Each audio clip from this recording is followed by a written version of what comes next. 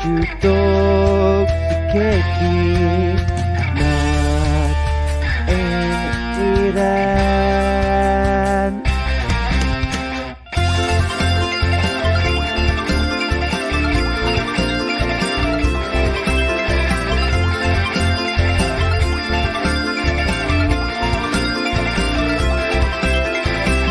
Osashiku. Konnichiwa! Minasan konnichiwa! Hello, everyone, and welcome to another episode of Talk the Kēki. What you just heard was a preview of our OP, our anime OP. Yes. And we want to thank Blue Faber from Fiverr to making it. Him and his friend, I don't know her name. They worked hard on it. Now we got that out of the way. We will get an ED soon. And we have an idea of what I want for the ED as well. Yeah, we finally got the idea Ethan wanted. So he just has to, once I get the total, he's going to give me the money and we are going to pay for it and go from there. See what happened with the money, but no, I'm just kidding. Oh, there. Did you like, how'd you blow for all that money? Jesus Christ. There we go. All right, I was trying to do the fucking everyone tag. God damn it. In the featured. Like we always do. Son of a bitch. Anyway, I am Matt, and to join me, as always, someone that's not Boom Boom Colt Cabana who can fuck off. My co-hi, Ethan. What's up? Minasan genki desu ka? Yes, we were Deja Vu until we had a top 10 anime betrayal with Love Flops. We'll get to that later. Yes, I can't wait to hear your rants. Oh my fucking It's a top God. 10. A top 10 anime betrayals, man. Jesus. Okay. Kidding. Okay. You never saw those memes with the top 10 anime betrayals? I did. No, I have no. Oh yeah, there's always a thing. Like they have when Mojo has those like top 10 lists. It's one of those top 10 anime betrayals, and whenever anything bad happens, is you see the meme with the caption "top 10 anime betrayals" as like a YouTube thumbnail. Never seen that shit. Wow. Okay. Well, I will send that later. All right then. But yeah, before we start, we are going to take a mini break. More of I potentially have a weekend off next week. And then Ethan is going away the week after, and then Thanksgiving. Yes, indeed. So we will do whatever we can. If there's an availability to record sometime during the week, we will do it, but not a guarantee at this point. Yes. What is guaranteed is you'll hear us again probably in the end of the month. Well, yeah, but I mean, no, dude, probably not. It'd probably be early December, right? Like I said, we will try.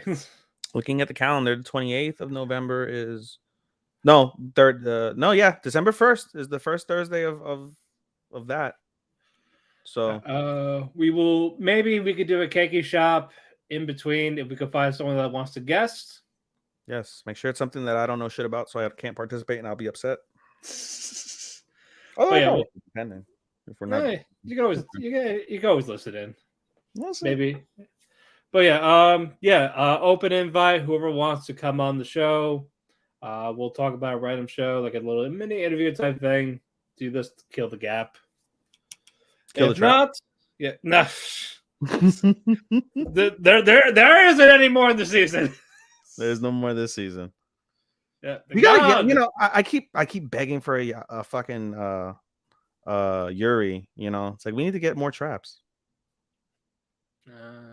I've watched too much hentai at this stage, I think. Probably what it is. I'm used to fucking it's hot girl. It's either watching hentai or finding random photos on Twitter of fans. Yeah, it's like, oh, what a nice chick with a nice face. Oh my God, it's a Futanari. What a cock. It's like, nice cock. What? What the fuck? Anyway. All right, let's get to a couple of news. Mappa is doing their first isekai anime in winter 23. What do they normally do? Like the actions, like they're the ones to do the They just do a lot of shonen, right? Yeah. Huh. Yeah, this is apparently the first isekai. Campfire cooking in another world with my absurd skill. Oh God, that sounds like something I'm skipping. Truth be told. I will wait. Yeah, let's do that, buddy. Yeah, we'll do that. This one is for you. Banish Hero is going to season 2. Yes. Hi. Yes, so you're Hi. excited for that one. Hi. Mochidon desu ka, Matt Kun. Tokyo Revengers revealed their season 2 trailer Yes. coming out winter I haven't 23. watched it because I like to go in blind. It's the Christmas War arc. Before it goes to shit. It goes to shit after that, you think? You read the manga, right? I'm not spoiling shit. Well, yeah, you finished the It's- manga, right? I think it's done, or is there one more chapter left? But yeah, it's Mm. fucking awful. Oh God. Like, no, it's like they should have stopped when they should have. Okay.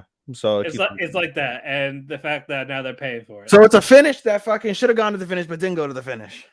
Yes, All exactly that. Right. All right. Thank you, Jim Corn. Alrighty, another light novel. My daughter left the nest and returned, an S rank adventurer. I saw that. I'm interested. Yes. Do we know? There's no release date, right? No. 2023, I think maybe. Yeah, but it'll probably be a summer. It'll probably be a summer show. Summer, fall. Yep, and of course, my life is Inukai-san's dog. Got a TV thing. I'm on the Looks like, fence. looks like it's about to. There might be an uncensored version. Now I'm interested. No, isn't there a similar one? Oh no, never mind. So that one is he's reincarnated As a dog, as her dog. The other one that's coming up, I believe it's in January. That one's coming up where he turns into like some like swap happens and he swaps souls with the dog. And it's kind of etchy. Yeah, he. I think that is it. Yeah. Is that the same one? Yeah. Okay. Yeah, it's an etchy. Yes, John Rose comedy etchy. And, that's crazy. Imagine, imagine you wake up one day and like you're Haru. Oh god, I'd be knocking everything over.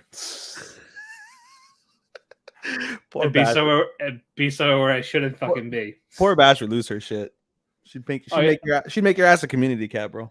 Oh no, they would spray me with the water. They would spray me with the water everywhere. Oh yeah, that's right. Oh god, yeah. We haven't been doing that much. Is he? Y'all killing me with this damn everyone. Well, fuck off. You don't have to click. You don't have to click on it. Let's go. Who the fuck are you? I'm calling you out. Who the fuck? Y'all killing me. Y'all kill me with these nuts. How about that? Don't click. Just ignore it. Mute notifications.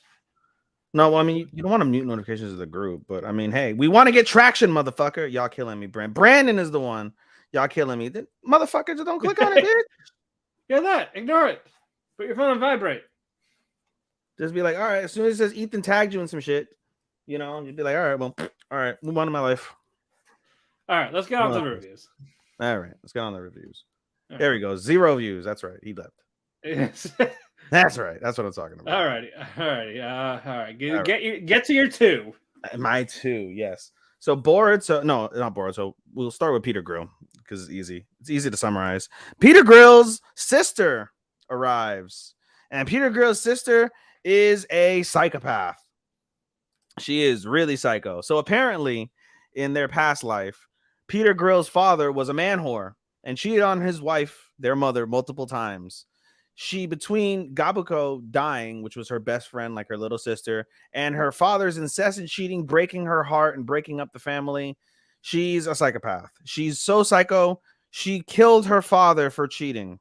And anytime anybody lies or cheats, she wants to kill them. So Peter Grill obviously is hiding 6 women in his bedroom, despite the fact he's got an engagement to Lavilia Senpai. And so he tries his best to like hide them, make sure there's nothing, like don't leave a trace that you exist.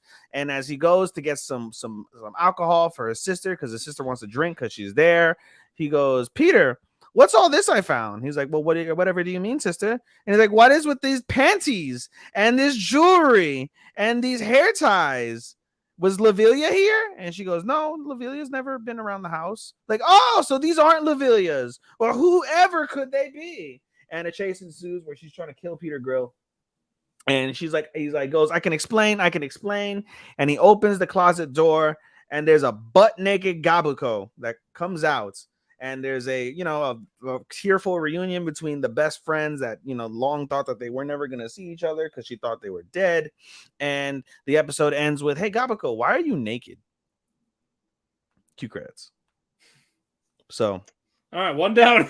one down, one to go. It's so easy to, because Peter Grill's only 13 minutes long, so there's nothing. I know. And there's not really any real like plot to it, so easy to It's just fucking. Yeah, basically it's fucking and hiding the fucking. Yeah. And then Boruto. Boruto's final episode of this arc concluded, and it was mid, I suppose. Basically, they get into a fight. What's his face? Kawaki and Himawari versus Hana's Evil Hana. Evil Hana basically uses two jutsus. She uses like a really cool flame jutsu that's like blue flames, so that's really cool. And then she uses a paper jutsu that's very similar to Conan from old Naruto. Basically, she uses like a paper tray, and it's like it looks like basically a bunch of sticky notes, and she does them all in a dome. And she basically, you can't like do anything from the dome. You can't see her. It's kind of like one of those like typical like hit and miss type of jutsus, except it's with it's wind style and it's paper. So they can't find her. They're getting attacked, and so what's it called? Kawaki tells Himawari like, "Hey, use your Byakugan to try and find her." And Himawari like, "I'm not good with the Byakugan yet." And he's like, "Don't worry, you're my partner. I trust you." Okay, so he uses the Byakugan, and Evil Hana tries to use the flame jutsu on her, and basically Kawaki keeps eating the flame jutsu, keeps getting hurt, while while Himawari tries to find Evil Hana. While this is happening, earlier in the episode, I think it was like 2 episodes in the past. No, it was the previous episode. Evil Hana tried to throw a kunai with a paper bomb attached to it, and it missed, and it was a dud. So trying to do something for Himawari and Kawaki, Kei takes the paper bomb kunai, throws it at like a random spot, and oh my god, there's Hana out of the blue. And so this gives Himawari basically the opportunity to find her and then track her. Once she locks on, she tracks her. Kawaki and basically ends up fucking finding her. They break out of the jutsu, and they basically kick her ass and they subdue her. At that time, the kids earlier, like in that same episode, were trying to let the hidden leaf know like something's going on. They do successfully do that. They manage to flag down Sai. Sai comes over and he's like, "Oh, this is good, whatever, like everything's saved." And then Hannah's like, "Nope, I'm killing you all." And so she tries to basically self-destruct, but because she's weakened and her chakra is low, Hana Sensei, who's been chained up in a jutsu inside of her, is basically able to fight. And so with the kids, all chanting, "Hana Sensei, we love you. Hana Sensei, come back to us. Hana Sensei, we need you. Hana Sensei, you're so kind." Like the lame Boruto shit that has become, whenever you see the show nowadays. Freaking, they managed to, what's it called? They managed to make sure Hana doesn't blow herself up, and she's able to basically subdue the evil Hana. And what really annoyed me was after the fact, right? They're like, "All right, well, Evil Hana's there." So they basically tell her like, "Hey, we can eliminate your personality, like your evil personality, right? We could just, do, I forget what it's called. Like, but remember in old Naruto, I'm sorry, in Shippuden rather, where like they use like the brain thing, like the fucking Ino's clan.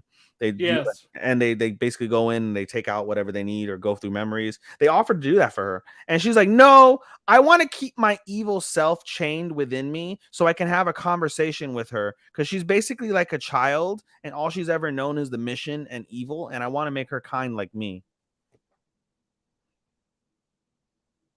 You can't see my face if you're listening to it, but my face is really fucking really. That was dumb. And then the episode basically ends with Kei going back to the land of the bamboo, and everybody's there to say goodbye to her, except for Kawaki. She gets a little upset because Kawaki's not there, and she goes outside to say goodbye to everybody, and she sees Kawaki is like away from everybody, from the class. Oh, and I forgot to mention that they did the play as a send off to Kei, and Kawaki was there and did the play too. Mid as fuck, very mid. The episode returns with our main character Boruto and the return of Sasuke, and they're looking for a mystical hawk because Sasuke has hawks, so that makes sense. So looking forward to that. Sasuke the bird hunter now. Yeah, as a whole, I'd give this arc a 2.5 out of 5. All right. time for mine. Enjoy, buddy. Yeah, because like I had another one because someone had to drop it. Start with that one so I hear it. Maybe I'll. I am. That's what I was going with. All right, buddy. The little lies we all tell. All right. Did I All make the right. right decision or no? Wait, what? Did I make the right decision or no? I think you probably would have dropped it. All right. Go ahead. Basically, the four school's over. They're getting takoyaki. Okay. And the vendor gives fucking Chio an extra takoyaki. Rika gets an extra one. Tsubasa gets an extra one, but not Sekin. She doesn't get one. So it's basically it's like Rika's adorable, Chio's hot, Tsubasa's cute. You're ugly, basically.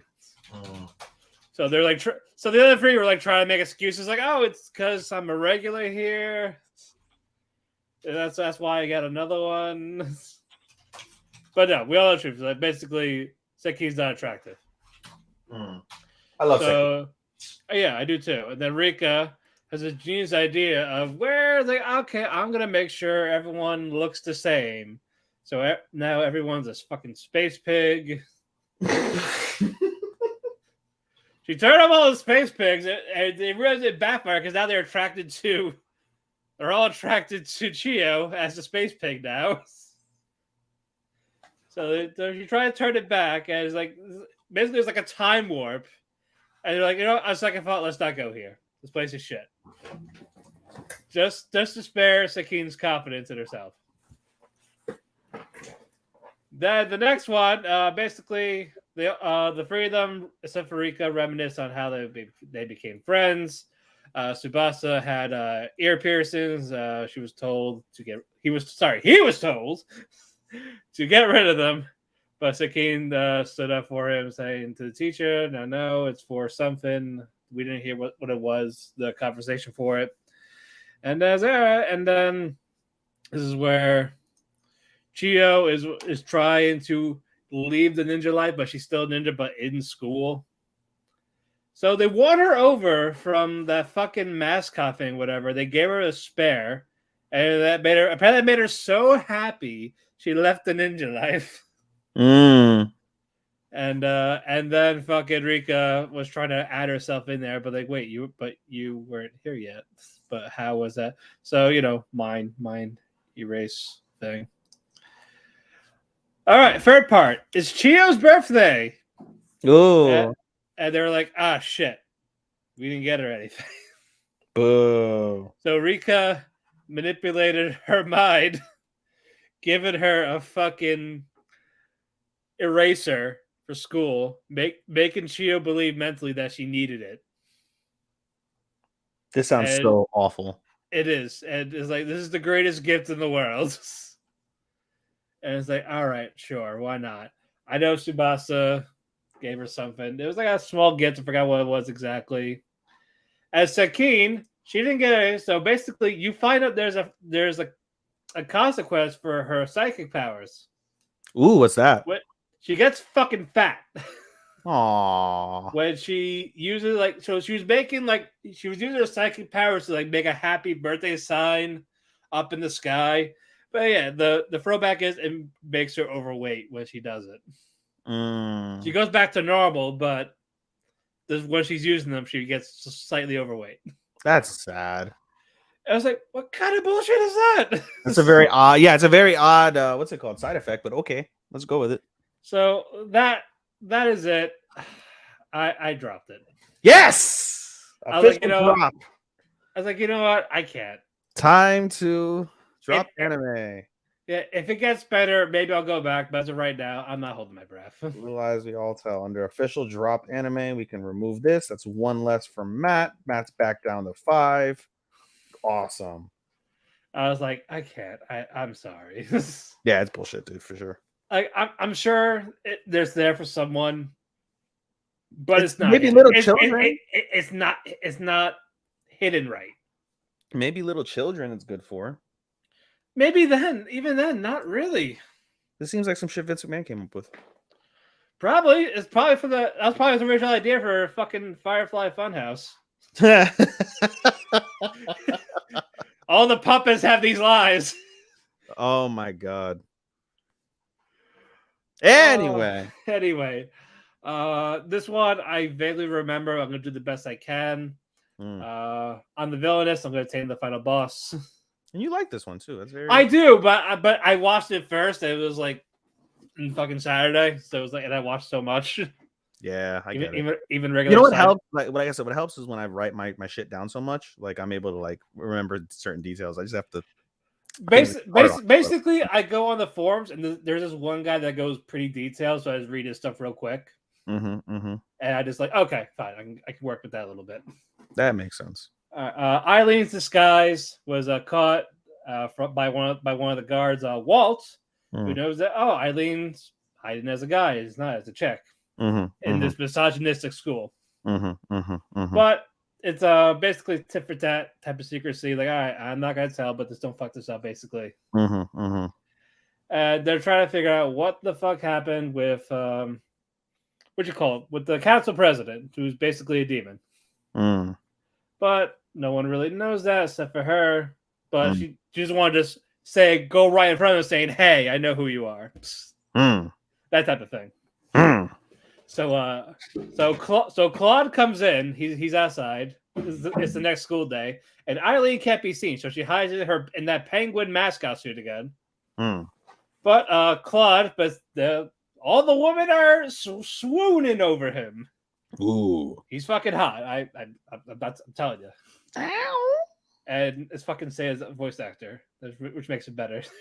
So I was like, perfect, ready, perfect. Yeah, that guy. Yes, yeah, it's the same voice as like. Oh god, you know what? I agree.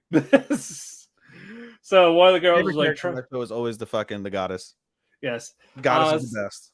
Yeah. So Eileen's getting jealous because this girl has the audacity to talk to him, try to hook up with him. Ooh. Like, yeah, he tells her like he tells her like I've actually seen someone, that type of thing. Like, so that girl gets rejected. Okay, what else? Really enthralling. I'm just kidding. I'm trying to think what else happened. Basically, I don't remember. Fuck. The fate of student council, if Eileen is to believe that it will work out like the game. What game? What fucking game? That's right, it's a stimulating game. Stimulating game. Ooh, that sounds fun. No, it's a visual novel game. I forgot. Okay. Basically, this is supposed to be where the villain gets caught when they're all together, type of thing, like another stakeout type of ordeal. Okay. Where one of the guys would basically try to stab the demon guy.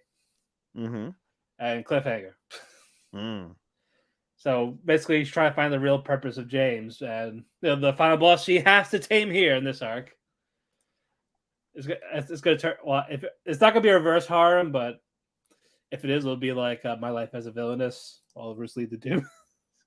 Didn't see that one, so I'll take your word for it. All right, moving on. Reincarnated as a sword. All right. Because we're still an episode behind. All right. Basically, this is very brief, very quick. They're all in the dungeon killing goblins. They all die at the end. No, this is not Goblin Slayer. Fran charges ahead, away from everyone, slashing goblins. But Shisho, the sword, basically says, "Don't kill all of them. Get the ones that have the skill crystals. That way we can get skills. Like the ones that have nothing, leave it for them, basically." So she's hacking, slashing, getting all these crystals. It got to the point where they go to a door. She's level 17 now. She got 5 levels from just killing all these goblins. She goes inside. There's a whole bunch of goblins, and there's a king and queen. So she wants to kill the goblin king and queen. Okay. So the Shisho says, "Okay, this is what I'm gonna do. I'm gonna have a fireball distraction type thing. I'm gonna kill most of them, and when they're distracted, you're gonna go in and slash them." Okay. Cool plan, right? Yeah, good. So he does that, and basically, as Fran's about to go down, the fucking Goblin King and Queen died. She got so upset. She pouted. I was like I wanted to kill them. No death for you. So he's like, ah, shit, I'm sorry, I didn't expect that. But it's like, oh, there's another door. We keep going ahead. It's like, I'm gonna go kill that person. Whoever's in there, I'm gonna go kill them. The dungeon master. Kudos. Yes. So they go in there. There's these giant demonic ladybugs. So she starts hacking and slashing them, getting more crystals. But there's so many that she just charges on ahead. Basically, ignore them. Now the dungeon master is a goblin. He's like a very frail goblin, like an old goblin, weak stats. But the person that's protected him is like this B-rank demon who is strong, who's stronger than the goblin. So I don't know what their relationship is, but basically, yeah, Donadron. Yeah, probably. Donadron, that's the demon's name. So basically, he's not following this goblin's orders either. He's like, fuck off. I'm gonna go fight for it. I'm gonna do whatever I want, whatever I want. I'm gonna go fight this bitch. So this demon is very strong. She's Fran's doing her best. As we thought Fran was possibly winning, she even cut him with a poison skill. The poison's not working too. It's a strong poison. So he's like, you just scratched me. Then he did like a shadow sneak, vanishes, reappears in front of her, and cuts her arms off. Damn. Both of them. So Fran's freaking out. Shisho, he uses telepathy, basically brings himself back with the arms, and he heals her. He heals her arms back together. So basically, if he wasn't around, she would have no arms. So she'd be Overhaul. Yes. Basically, yeah. Do we ever see Overhaul back, by the way? Random ass question. Or is he like just gone forever? Let me give you 1 second. I mean, it's not important. It's just, you look it up later. I'm interrupting your thing. I just literally had a random question. I'll do that as we're going along. All right, keep going. As we're talking. Go basically, her arms are healed. It's time to fight back. They're fighting, and it's getting to the point where basically the demon says, "Your skills are better than mine. I'm gonna take them." True. So he does a spell. So basically he has the same skills as them. So it's basically like, you're not gonna beat me now. So I'm gonna go whoop your ass. And there's that cliffhanger. Really good fight so far. It's animated nice. Again, I like that her arms were cut. There was like that risk for a little bit. Sure.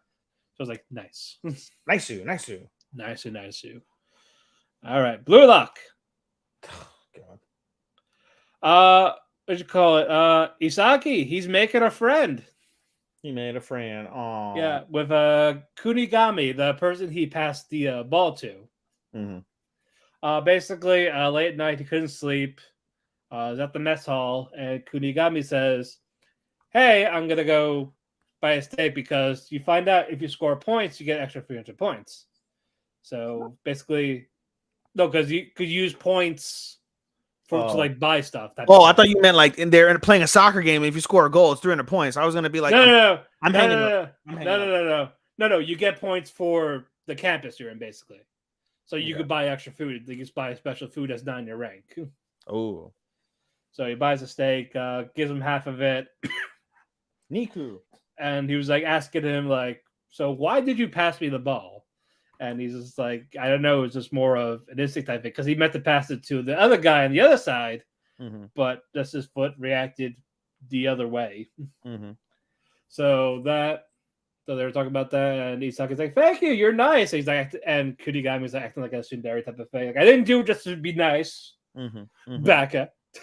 The next day, where the next game is up, they're up against, I think, Team X. Sure. No, it's a Team Z versus Team Y. Loser versus loser. All right. So if you lose, you're gone. Like that, all 11 of you are kicked out. Basically, they're Team Z. They're a little more confident, but Team Y gets a goal. They thought it was one guy that was like the big star player. But you find out it's not. It was someone else that acts as a distraction. Basically, when they pass him the ball, he's the one that calculates how to get them to get the goal. So basically, if you block him off, the team sucks. Okay. So I mean, all these teams fucking suck because Japan sucks, but okay. well, yeah, that's not the point. That's not the point right now. I wish Anthony would listen to us just eviscerate fucking. Well, me mostly eviscerating Blue Lock. I want to tag you in it and just to have you guys debate. No, it's not a debate because he's gonna start pulling out fucking statistics from the 80s that I can't back up because I've never been watching anime for that fucking long. That's the thing about being a novice anime watcher from my perspective is I've watched over 300 titles, but they've all been like shows that are mostly within the last like decade. Like I've only got like at least I think I've got two hands. So like less than 10 shows that I've watched that are like 90s era. Nothing really from the 80s except for like and not Speed Racer wasn't even the 80s and I didn't even hardly watch Speed Racer. You know, I only watched a few episodes. So it's, it's tough to be able to engage in meaningful fucking back and forths on anything that requires some sort of historical perspective. I'm out of the loop on that shit. So, But anyway, Team Z gets a goal. It's now 1-1. And now another cliffhanger. I'm getting cliffhangers all around. It's not a bad thing. I mean, that's what anime is. Anyway, you know? Yeah. Go men for yawning. Okay. I think I have one more, right? Do you? Two more. All right. Yeah, because I didn't do Bibliophile Princess. One of your favorites, and Do It Yourself, which is my favorite one that you talk about. This one you should watch. Do It Yourself. Yes. It seems just too homey. Like I'm not like into like homey like wholesome. Like I'm sure it's wholesome, but it's like. I think you would get a good laugh here and there. It's not Bocchi. It's not Uzaki. No, it's not gonna win like comedy, but you know. All right, whatever. Go speak to it, please. Sorry. All right. Let's move on. Did I get the wrong episode? Do you? I don't know. Gotta love doing these things in real time, folks. No preparation. Just show up, talk. I clicked the wrong one. Yeah, I clicked episode 5. I didn't watch today's episode. I'm talking about last week. So. Oh, that's right, because you were behind last week. Indeed. Well, I didn't watch it because I got home late. All right. So Christopher and Eliana, they're going to the Star Cecil Festival. Basically, a little romantic getaway. After being like an official engagement. So, fancy. Ooh. So they're going there. Are they on the couple of the fucking season? Wait, what? Are they on the couple of the season list? Are you talking from the chart? Yeah. They were on the chart. Okay, good. I'm glad there's a real couple on there. Yes. Motherfucker. I think it's number 7. Listen, all you motherfuckers that vote for these fucking polls are fucking idiots. You're a fucking idiot. Clip that, Sean. You are a motherfucking idiot for all these fucking bullshit that you fucking vote for. Yeah, it's like number 7 in the top 10. You know, it's a little higher, but I get probably not a lot of people are watching it. Sure, at least it made the fucking list. Yeah, it's not Jiro and Watanabe who didn't make the fucking list. Fucking cocksuckers. Maybe not. That might be it. It might be next week. Stinky fucking cock after fucking a day of fucking construction work. Okay, so yeah, shut up. But yeah, they're at the Star Cecil's Festival Book Market. It opens once every 3 years. There's a certain book she wanted, but she wants it in a different language, and it's like a rare language type of thing. So she was trying to explain it to this bookseller. He's like, what is she reading? Fucking reading random languages and shit. Yeah. Okay. Remember, the creator of Rishoku Tensei created a language for that series. So there's your facts for that, people. All right. Basically, it got to the point where, she eventually gets it. So while she's happy, a couple of kids stole some books from another vendor. Ooh, no! Like, stop. So Christopher is like, oh, I want to enjoy this, but fuck it, he can't let it slide. He's a prince, damn it. So he goes there to go get him, but the guards chase him. And this one kid calls Christopher Papa. Nani? Thinking that he's the kid. And he's like, Paulo and Renee. Basically, they stole the books because the doctor for the mother promised if you get these books, I'll take care of your mother. Not not just to do it to be a good Samaritan. Take care of her how? Like she's sick. Oh, okay. Go, man. Yeah, and of course it's the Bernstein name. It's it's Eliana's family. Mm. So that whole thing got mentioned. So Eliana doesn't know how to respond to that, and the fact that this kid called Christopher Papa. So Eliana's like, "You're hiding something, aren't you?" Mm. Yeah. So that slides. They say fuck that for right now. And Christopher, he sees Renee. He like, you remind me of my younger self. That type of thing. Mm. So no, like in a nice way. Like he's a young kid. You were like me. I was like adventurous, ambitious, trying to do stuff. Mm-hmm. So he tells the story of the Star Traveler, but it's basically about himself when he met Eliana when they were kids. Mm-hmm. So it was like a nice little sweet moment. Eliana comes back, like she has like pastry stuff like that. Feeds one to Christopher, and he like licks her finger as he has it in his mouth, like feeding me type thing. And he's like, "My finger's not food. What are you doing?" Well, clearly, you haven't been in another country, have you? So he's like, "But it's so sweet and delicious," while like flirting with her in front of the kids. Ooh, get it, Yeah. So that was where the episode ended. get it. I was like, you know what? I respect that. I respect the grind. Better than the other one. Yeah. Solid episode. Solid episode. All right. Finally, we get an episode where Matt's like content. Yes. All right. That I'm content and fully remember. Yes, this is true. Yes. 2 for 1. But all right, moving on. Do it yourself. All right. Do whatever. We picked up where we left off with Kokoro jumped through the roof to go land on the table saying, "I want to help you build this treehouse." All right. We find out, she's in the other academy with Miku. So basically, she goes there. She spies on them through the windows. Like, "Oh, what are you guys doing? This looks fun." So she wants to help out, and she's like, "Oh yeah, I'm the strongest here." And so Ray, the club leader, is like, "Oh really? You're strong."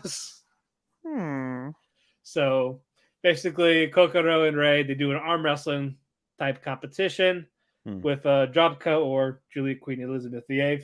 Has a broken English. Jobko. She has her broken English still. I like that it's a recurring feature because again, she's foreign. I just whenever I hear fucking broken English, it makes me cringe a little bit. Like when you hear Japanese speak English, it's like ninja or something like that, or like okay. Okay, let's do it. Like, yeah. You get a lot of that from her. Like she speaks half English, half Japanese. But she's Japanese. Juliet is English. English is in like Britain. Yes. Oh. Yeah, she's. How does the Japanese sound? Wait, what? How does the Japanese sound? No, like the VA is still Japanese. The character is English. So, but when the character speaks Japanese, how does that sound? Like how I would say it, like good job or something like that. No. I'm talking about when they speak Japanese. Yeah. Does she ever speak Japanese? Yes. What's it called? Basically her VA Amori, she speaks both English and Japanese. Nihongo hanasemasu ka? That's how it is. Do you speak Japanese? That's how you say that in Japanese. Okay, there you go. But there'll be times she'll speak Japanese, but also times she'll speak English in random phrases. So basically, Kokoro and Ray, they're having the arm wrestling thing, and Haruko, the teacher that's like supporting them in the club, he sees them, and then you find out Kokoro hung out with Haruko when she was younger because her family is always busy. But basically, Kokoro is like the outcast of her family. Aww. Like they're this wealthy family, high standards, while Kokoro wants to climb trees and be like a tomboy. Okay, Jungle Boy. Yeah. Oh, Jungle Boy. Okay, Jack Perry.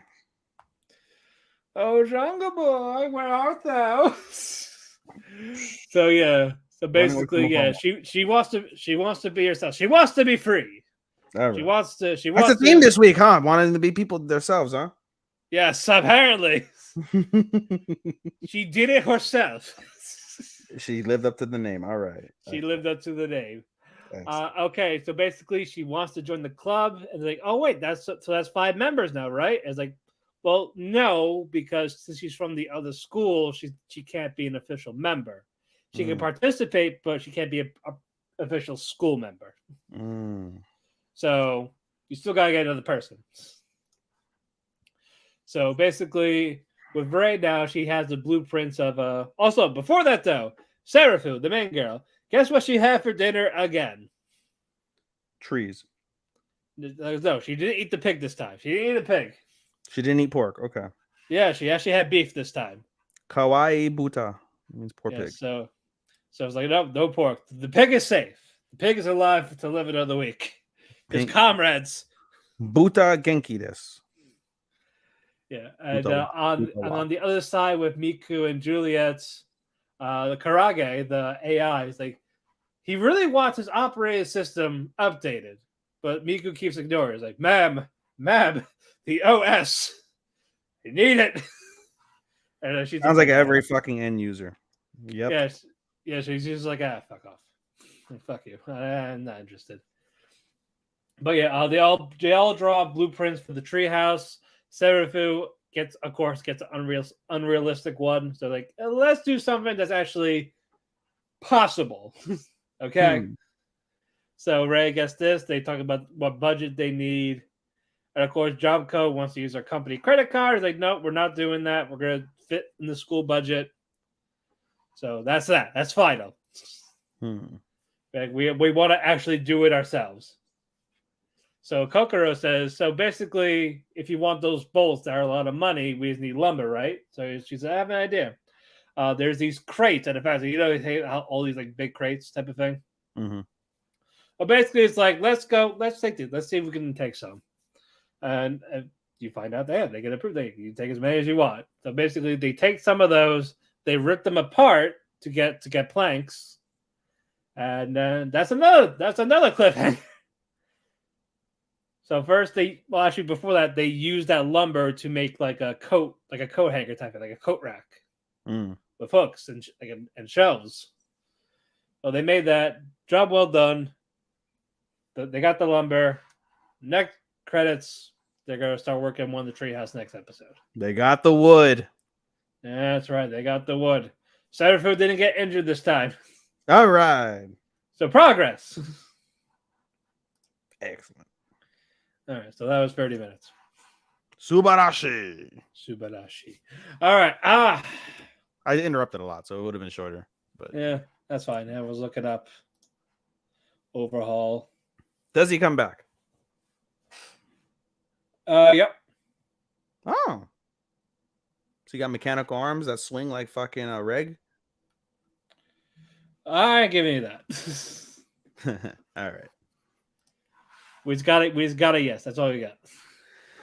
All right, buddy. Let's move on to fucking how many we have? Like 11 that we watched together?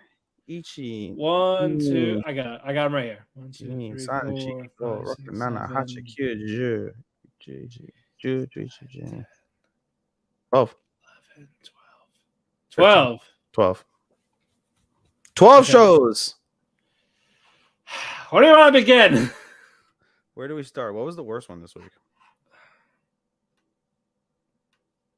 Not really. Let's do Gundam. I like the Gundam, but okay. Yeah, they're all just okay. You know, I should have let you start with flops so you can just fucking go off. No, that'd be co-main. That's flops is co-main. Okay. Co-main. Make it the main. Make it the main. We're making Love Flops main. We're making Love Flops main. I just want to hear the rant. We're doing it just for the fucking rants. All right, and that'll be our cover picture. Yes, because no. We'll get the picture of her, and on top says liar, liar. You need to get the fucking You need to get the what was it? The Tengu. You gotta get the Tengu pic. To get the the erection. The Tengu pic where she has the mask on her face while she's covering her fucking. Oh. We'll talk about it. We're getting ahead of ourselves here. We're getting way ahead of ourselves. All right, let's go ahead and start with Gundam. Okay. We get another Gundam soon, but before that, though, what's that kid's name? Which one? The new one, Which one? the emotionless one, the ice guy. Elon. Elon. So basically, we're introduced to Elon, Yes, not Musk. and no, because he could have ended world hunger, but he decided to buy Twitter. Yep, and he's firing people so they can go hungry. Like, ending world hunger is cheaper than buying Twitter, but he buys Twitter. The rich. Eat the rich. Ritz? Yes, eat the Ritz. Put it on the Ritz. All right. Not that fucking guy. But yeah, we meet Ellen. He knows about gun. Elon. It's like I think it's pronounced Alan, but it's Elon. As a creature. The creature. The Elon.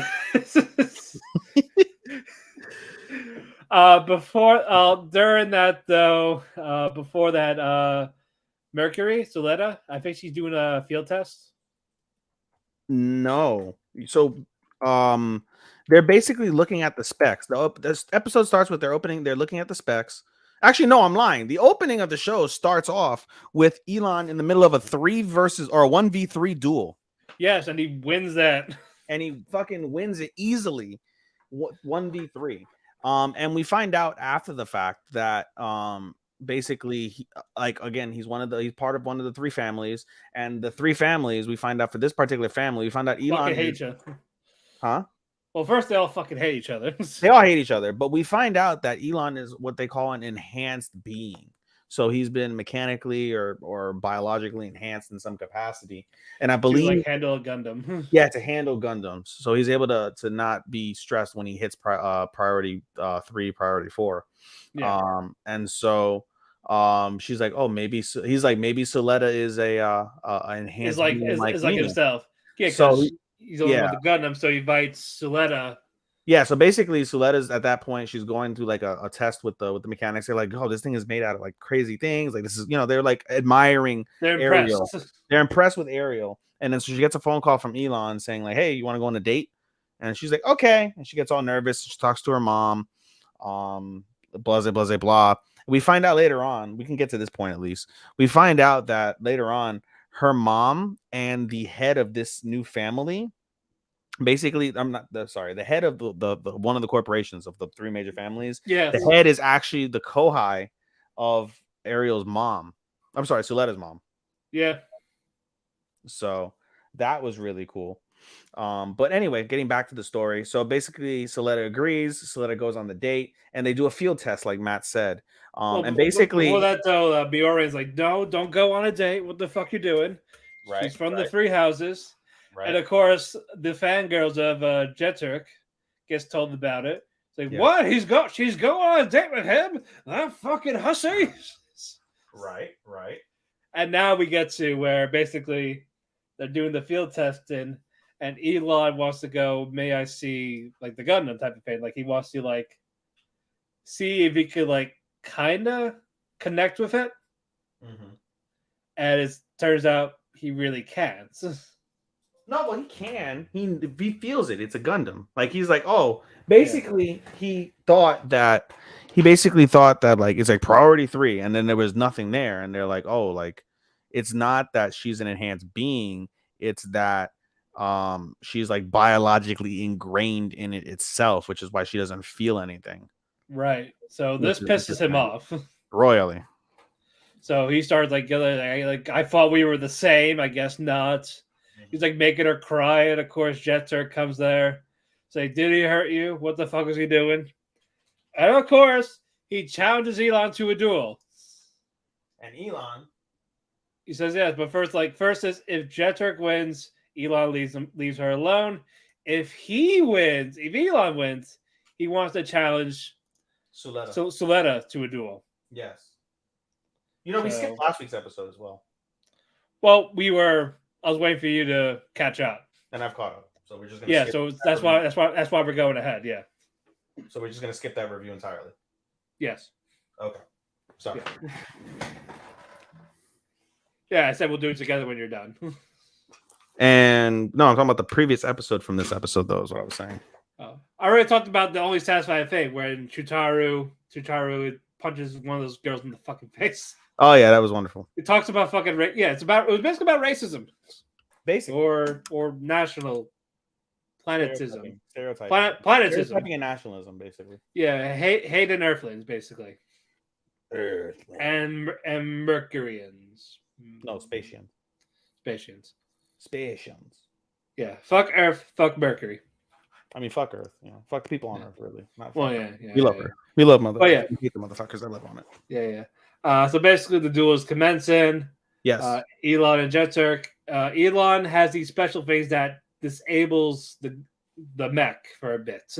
No, so you find out. Yeah, basically, we find out not the special things that he does. It basically is kind of like an EMP, but the technology. They think that it's like some sort of like drone system, and nope, it's gunned.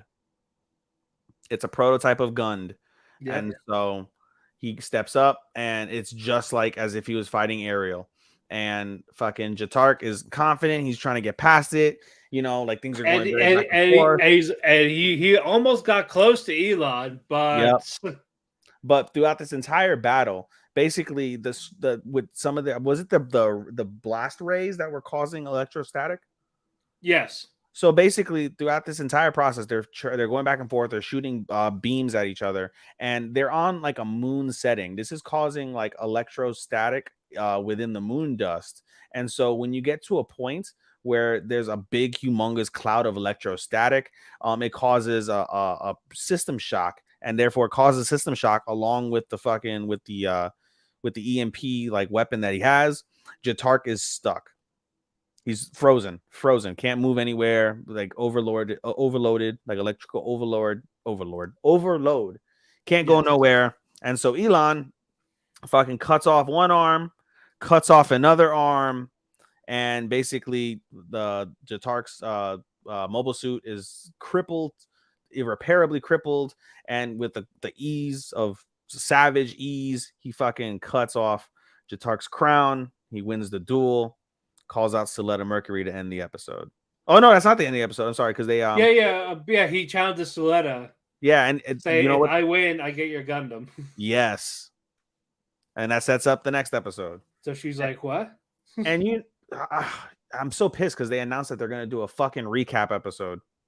What, next week? After episode 6.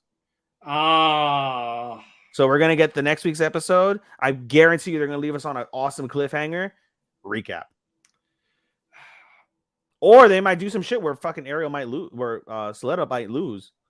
We're gonna end on Suletta losing. Or just focus this one fight.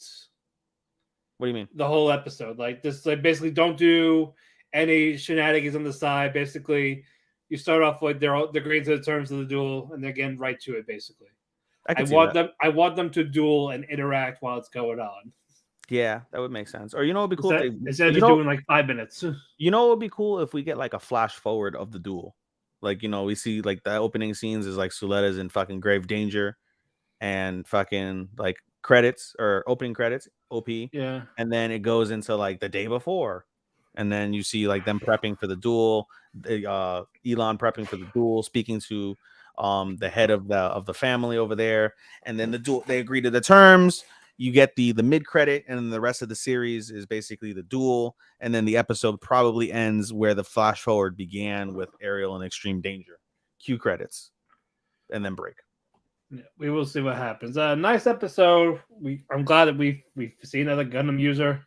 I like it. Like I said before, this is my very first Gundam that I'm ever really watching in depth, and I really love it. Like I wish I had more time in my life. I would definitely sit and watch a bunch of fucking Gundam shows because this is really fucking cool. Right. For sure.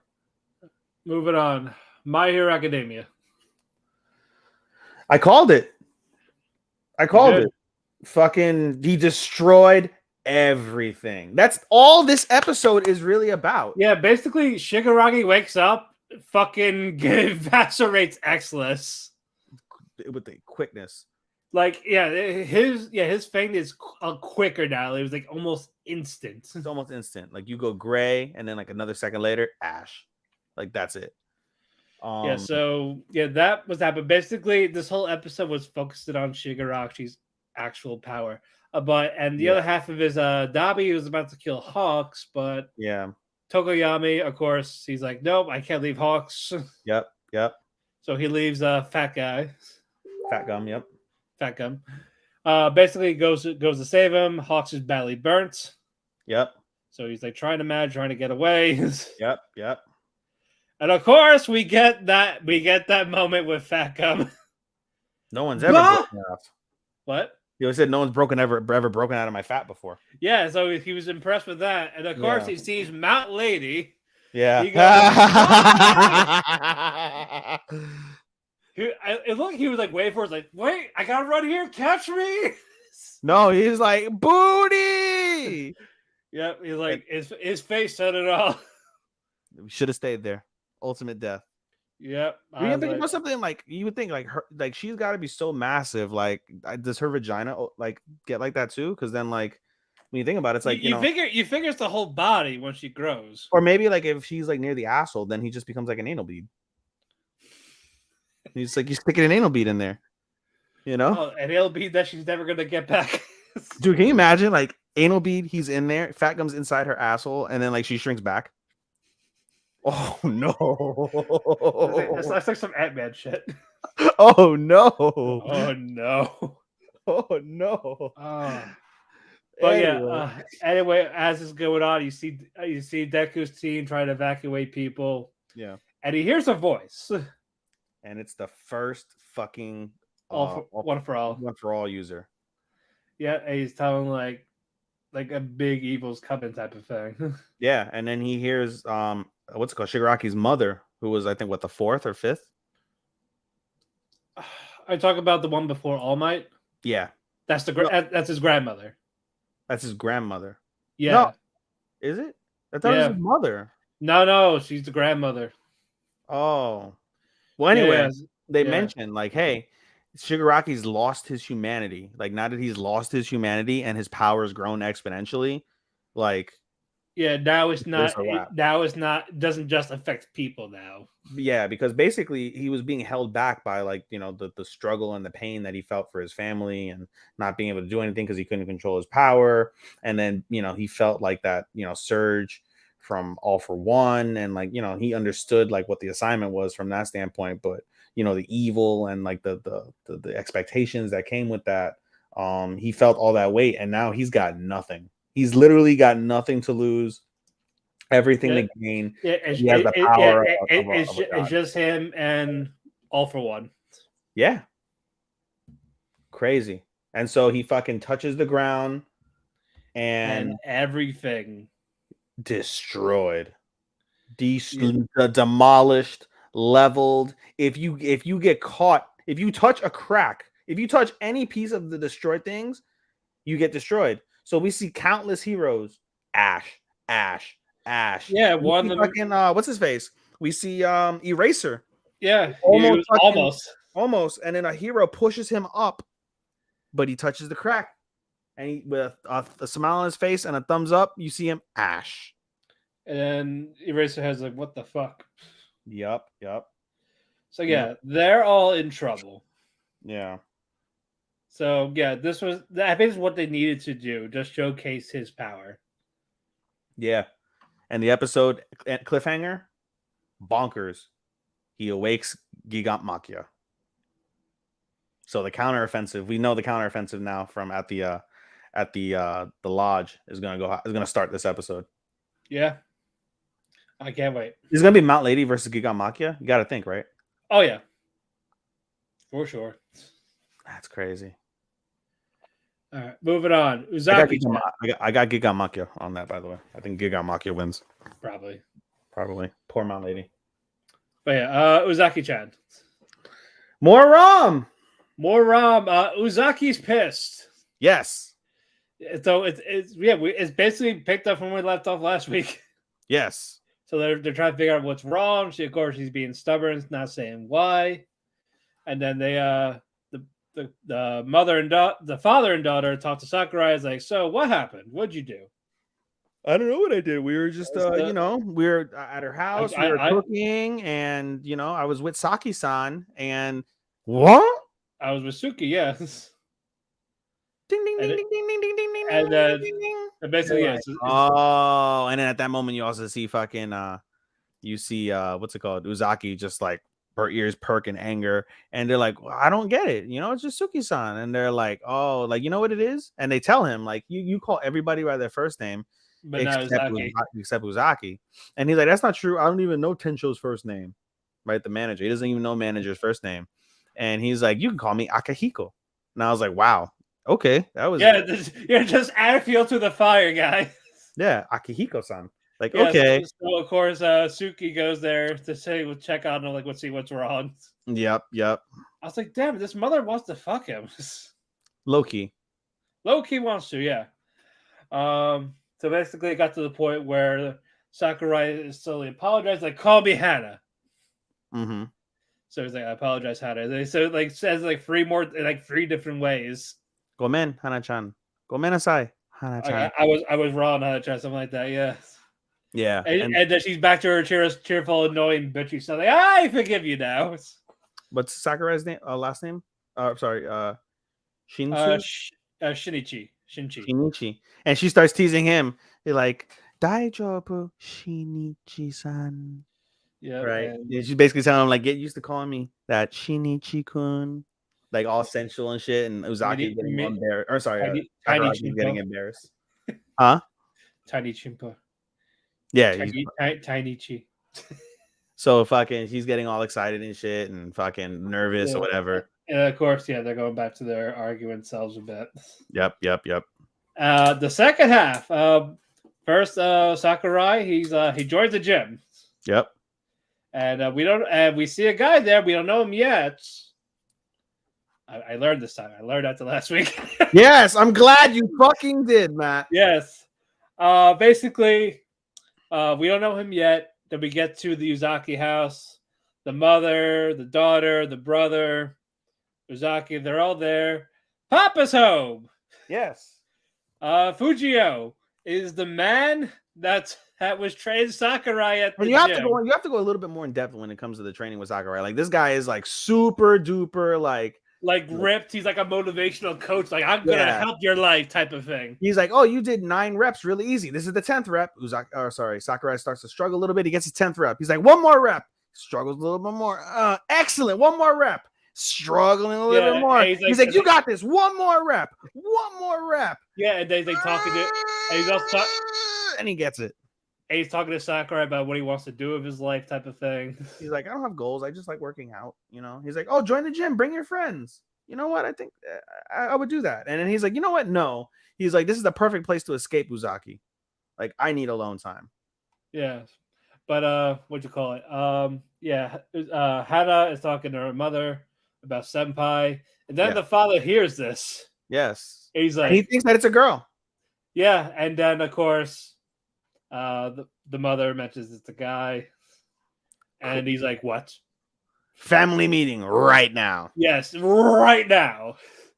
It's like we have the worst news ever. This is worse than AIDS. This is worse than cancer. This is the worst of everything. She could have said, "I'm pregnant." That would have been worse. I meant to him, like, this is awful. I'm gonna kill myself if this doesn't happen. My wonderful daughter has a boyfriend. And then Kiri's like, okay, the brother. And then the younger kid is like, oh, is that so wonderful? What's he like? Right. Like Hana's not denying it right away. She's like just talking about, no, he's super nice and all this. Mm-hmm. He's like, wait. Yep. And then the father's like, is he motivated? What's his ambitions?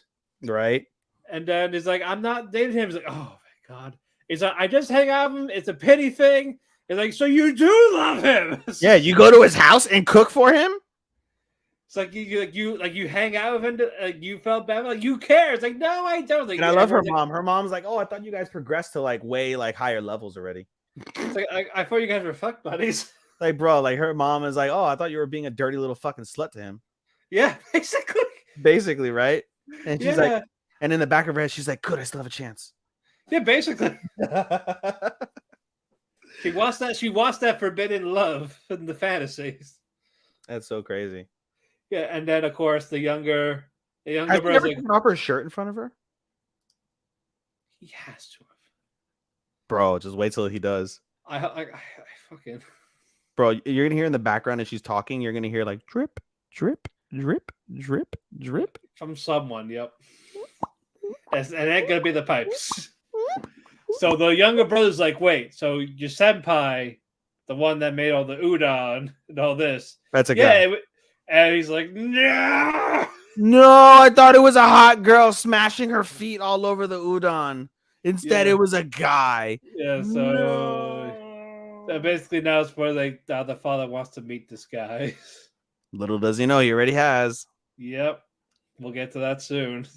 Yes. And meanwhile, Sakuragi, he fucking is now a workout freak. He's like, I love working out. And then he gets embarrassed thinking about Uzaki. He's like, I'm going to do another 100 push-ups or sit-ups rather. Yeah. To end the episode. Yeah. Nice stuff. Nice stuff. Good shit. I laughed the whole time. I was like, yo! Yep. When the reveal came out. Yeah. I was like, nice. Nice. Yep. So yeah, I was wondering about the father. Now we know. Now we know. Which is kind of funny. Like this big burly man. And Suki-san she's not like a really super duper petite woman. And then you have Uzaki, who's like a midget compared to them. Yeah, short stacks, big tit. Like she's got to be like 5 foot, right? That's it, yeah. right? Yeah, Twitter's natural enemy. Because her younger brother, is only 5'3". Yeah, which is funny. Yeah, he's like telling her like please don't please keep growing, like don't be short. I feel his pain. Yeah. As someone who's only 5'6", I feel his pain. The dad's kind of short. Yeah. All right, moving on. Spy Family. You love this episode. I didn't like this episode much at all. Did I say I loved it? You love Spy Family. Yeah, I mean this episode is okay. I like the first half of the episode where they went over freaking what's her face, Handler. Yes, yeah, that was my favorite part of the episode. Yeah, that was after the Griffin plan. Yes, Operation Griffin. There's a go. Anya, it has this smug look on her face, like she's ready. The plan's gonna be in action. I'm gonna drop my photo. Damien's gonna pick it up. He's gonna be impressed with the dog. We're gonna hang out. Be buddies. I'm gonna save the world. Yeah. She like drops the picture, and of course Becky picks it up. And Becky is 6 years old and wants to fuck Lloyd. Yeah, she's like simping. That annoyed me too. Yeah, because she's been watching British drama or romance or something like that. You're 6. You're 6 years old. I understand kids have like fantasy crushes on some type of adult figure, a teacher, but this was a little hard. This went a little too hard. Like at the point, like what the fuck? Because usually when kids fantasize, it's just like maybe marry, stuff like that. That's it. Not I want to fuck. Seriously, she's like, is she seeing anybody? Like, oh, like, bro, like, oh. But it's like dumb.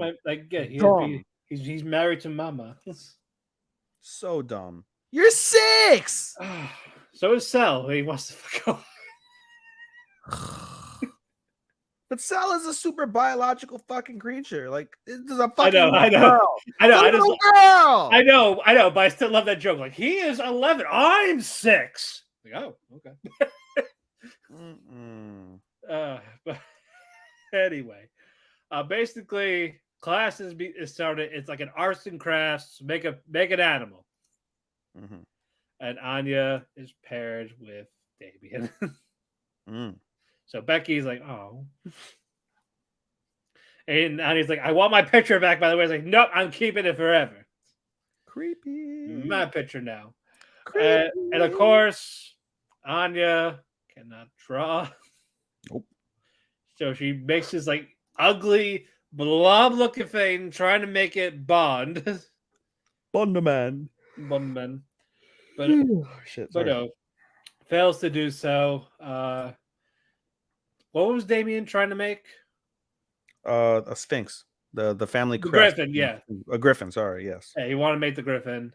Anya's like trying to help type of thing, and it came out super ugly. Yes. And of course, but somehow, Some way. even the headmaster is trying to figure out why. But before that, though, I love how he scolded children. Like, who says you can laugh at him?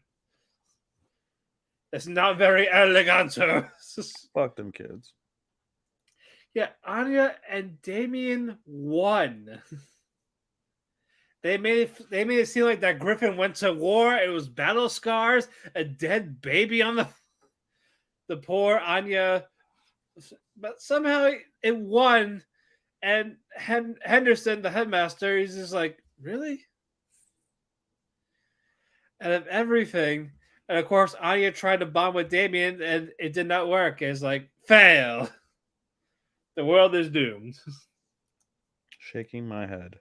Shaking my head. And we get a little bit more on Damien, like, after. Like, it's a holiday type party. It's like his friends are over for, like, a holiday party. And he's talking to, I believe, a family butler on the phone. Yes. And he's like, oh, are you going to come home for the holidays? Like, no, I don't know, maybe. It's like, has Dad talked about me? And he's like, has Dad mentioned about me getting beat up? Like, oh, he's like, he said he's glad you're okay. Mm-hmm. And David's like, he's a liar. He would never say that. Mm-hmm. But he has like that little fake smile on his face. And he's like, you know what? And second of all, yeah, I'm not coming. I need to focus on my exams. Fuck that shit. So, yeah, that was a little upsetting. A little bit. Like, yeah, Damien just wants a parental figure. He does. But no. He just wants to be loved. Pretty much. Tito. But yeah, you want to talk about Handler, that little thing. Go ahead before we move on. No, I mean, basically the other part of the episode was basically a focus on Handler. We find out Handler is like 26, they said. She's 26. Yeah. Single. And basically the secret police have been following her for months and months and months, and she basically, like, no, she's aware of it fully. And so basically she goes into a gym every day, changes into a disguise, and they're stupid and don't realize that she's changing into a disguise. And so basically she meets up with Lloyd to get he's like, so what's your progress? Yep. And he's like, she can count to 6 or something. She can count to 6. She can do 5 jump ropes, 2 sit-ups. Yeah, she can poop on her own, like some random shit. Yeah, like, and just the look on his face. Yeah, and she's like, "What is he talking about?" Yeah, and they ended it like that. Meanwhile, it's hilarious. She's having this discussion in the disguise, and he's like, "I don't have the heart to tell her that she still has the tag on the coat." She's like, I could never let the handler know. But basically, it's like a reverence piece. Basically, they just like they revere how amazing she is and how strong and sturdy. And we got that. Like she's doing so hard to keep the peace between East and West. And you know, it's so interesting because they said she's 20 something, right? And she is single. But remember in that previous episode where she looked at somebody and she's like, my daughter would have been your age or something like that. And it's like, I think she was looking at Anya and she's like, oh, my daughter would have been your age. Like, wow. Like, she's already knows what it's like to lose like a daughter to war. That's savage. And just in the previous, earlier in the season, too. Yeah. Just earlier in the season when she was beating up the fucking guys as part of the interrogation, that was fucking sick as shit too. Handler is my favorite character on the show. I love Handler. Yep. It works because less is more, and they make it work like that. Yes, indeed. We need less Anya. No. Says no one except me. Yes, no one except you. All right, moving on. I got you again. Raven in the Inner Palace. We picked up where he left off from that after credit. Yes. They showed that again in the beginning. Yes. Yeah, this is like leaving him like stressed, exhausted. Yeah, he's got ill health. You know, it's always interesting when you see like, oh, like the kings always die and emperors die of ill health. Like, why is that? Well, here's a perfect example. You know, and one of it's like haunted by people from the past, like they're dead. Yep, the ghosts of their past. Yep, for sure. And it weighs on them. It does. And so basically, his attendant is like, hey, like we can tell Jusetsu, we can tell the Raven of the Inner Palace. And he's like, no, I forbid you to tell him. So whatever. All right, it is what it is. Yeah. so basically they head over to her house or to her stage, and they're like, palace, yeah, and they're like, we have a request for you. And they're like, well, what's that? They're like, oh, well, the palace is haunted by a ghost, and it's by a tree, and we need you to basically like help, like, exorcise this ghost. And they're like, all right, well, no problem, whatever. So she starts investigating. One of the things she has to do is get into the storage room, which is where the episode ends. So they're like, listen, like, only the emperor and like somebody in particular, like a group of people, are allowed in there. You're the Raven, so you can do whatever you want, but I can't accompany you as part of that. So do what you will from that standpoint. Yeah. Like, okay. And so the attendant comes back, and he's really worried for his his emperor, and he really wants to help out. So he knocks on Jusetsu's door, and they're like, oh, you're back. Well, what happened? And he thinks about like, oh, you can't tell her. So instead of telling her, he basically berates her and says like, oh, like, how dare you like treat him like shit? Like, he's the emperor, like, you ain't shit, blah blah blah blah blah blah blah blah blah blah blah Yeah. blah. And they basically get into an argument like, oh, like, you're an asshole. Like, well, you're a bitch. Like, well, you're a dick. All right. That's basically the nice version of what they said. And Yeah, so that's basically the nice version. And so they storm off. It is what it is, whatever. Meanwhile, we get more history into the attendant. The attendant we find out, was a orphan child. He's the son of a whore. In the red light district. The red light district. He's a kid of the red light district, son of a whore. He loved his mother dearly, but his mother committed suicide. And so he was orphaned. And so when you're an orphan in that time, there's two things. You either become a male whore, and guys fuck you, or you become an Enoch. And so he chose to be an Enoch. Unfortunately for him, the master that he ended up being paired with liked little boys and raped them. So he said there was no difference between being a male prostitute and being an Enoch for me. And so one day after getting raped, he got sick of it. He ran away. And he was found by Gaijin. And he was found by the emperor when he was a child, and the emperor claimed him as his attendant, and he's been his attendant ever since. And so that's why he's grateful. We see the scene that was referenced in the previous episode where he's given the sword and all of that. Yeah.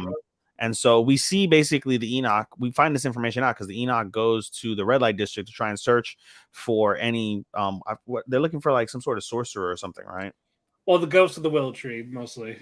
Well, they're looking for a sorcerer unrelated to that. That has to do with, Right. like, the Raven's path, with the Raven. But anyway, so he finds a sorcerer. He sees, like, he starts smelling the gunpowder and the sake, and he sees one of his mother's old friends, and she just wants to talk to him, but he's like, no, I can't. He runs away. He runs as far as he can. We see all the things. He ends up stopping at a tree to throw up. He throws up, and then he's like, nope. He's like, I gotta stay strong, whatever the fuck.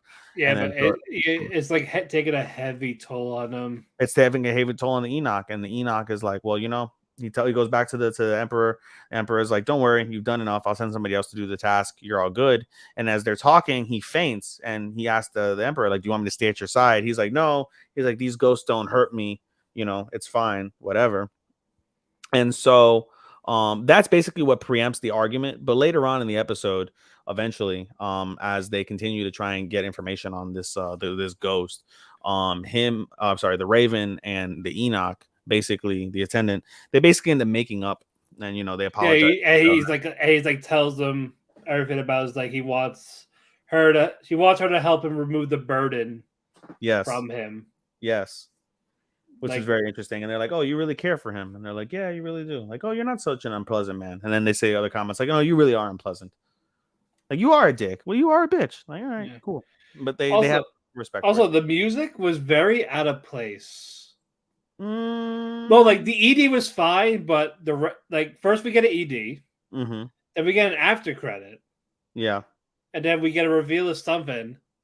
And they play the OP. I thought the OP was like, because the reveal, so we'll get to it. So basically the episode ends. We got through the majority of the episode. The episode ends with Jusetsu heading into the storeroom. She goes into the storeroom, and if you guys have seen the show, at the beginning of the OP, we basically see the land where it's just like a single country amongst a body of water. So as they turn on all the lights inside the storeroom, there's a tapestry that has the same exact view. And so basically that's when we get the OP. So yeah, the music was out of place in a way, but it's to tell a grander story, I think. So that's why it's okay, I would say. And it was like you heard the ED, and then a second later you hear the OPs. Yeah, it's interesting. It was just like, okay, sure. Yeah, very interesting. All right. But it's still a solid episode. I really like this one. I really like this series. This is a low key, like, good series. Like, there's so many great series, but like this is making a real like It's being consistent. Yeah, it's consistent. Like, this has a real good shot to make the top 10 of the season. I mean, granted, I'm only watching fucking 13, so you know it's funny. I am watching only 13. All 13 are gonna make my list. And a few of them are being overlaid to next season. Yeah, and a few of them are being overlaid the next season, but at least all 13 will make the list, right? Or wait, we're not, right? You would lose a couple, yeah. Depends on how they lay out Shadow and Gundam. But I'm not putting that on my list, right? Or am I putting it on my list this season? Which one? The ones that are going to the next season. Do I rate them? We put them in genres, but we don't put in the countdown. Like we give them awards, but not. I mean, it's impossible though, because they're not done. Yeah, it's impossible because fucking Bleach is gonna always be there. Yeah, Bleach won't be done until next year. Be there. Eternity is gonna be there. Eminence is gonna be there. Those are 3 of the top 10 right there. Yeah. So if we're excluding those, I'm not gonna have a honorable mention this season, unless you add something. Unless I add something or I include Boruto. Like, I'm gonna do that. I'm not gonna have an honor. I'm just not gonna have an honorable mention this season for this season's awards. Okay, we'll see what happens. For all we know, hopefully Gundam is just 12 and 12. I'm just gonna have a top 10, and it's gonna be so incomplete because, like I said, those are 3 of the top 10 shows easily. Yeah, it's weird. Okay. Anyway, good episode. Yeah, good episode. All right, moving on. Akiba Maid War. Good episode. Not fun episode. Don't talk I love saying that randomly during my day. I'm like just like randomly looking at something. I'm like, don't. But yeah, basically, of course, they're in debt again. Yep. They're losing money, so 500,000 won. Yep. So Tensho wants them to make like 10 million fake roses because they're half a dollar. And they're poor. They can't afford lunch. They can't afford ink for flyers. Yeah, all this shit. They're like trying to think of an event, but Nagami wants to do a birthday. Yeah, so she basically learns about the birthday party from her friend at the rival cafe. Yeah. And so that they're like, oh well, you know, what can we do to make money? What can we do to make money? And they're like, oh well, you can have a event. and it's Ranko's birthday.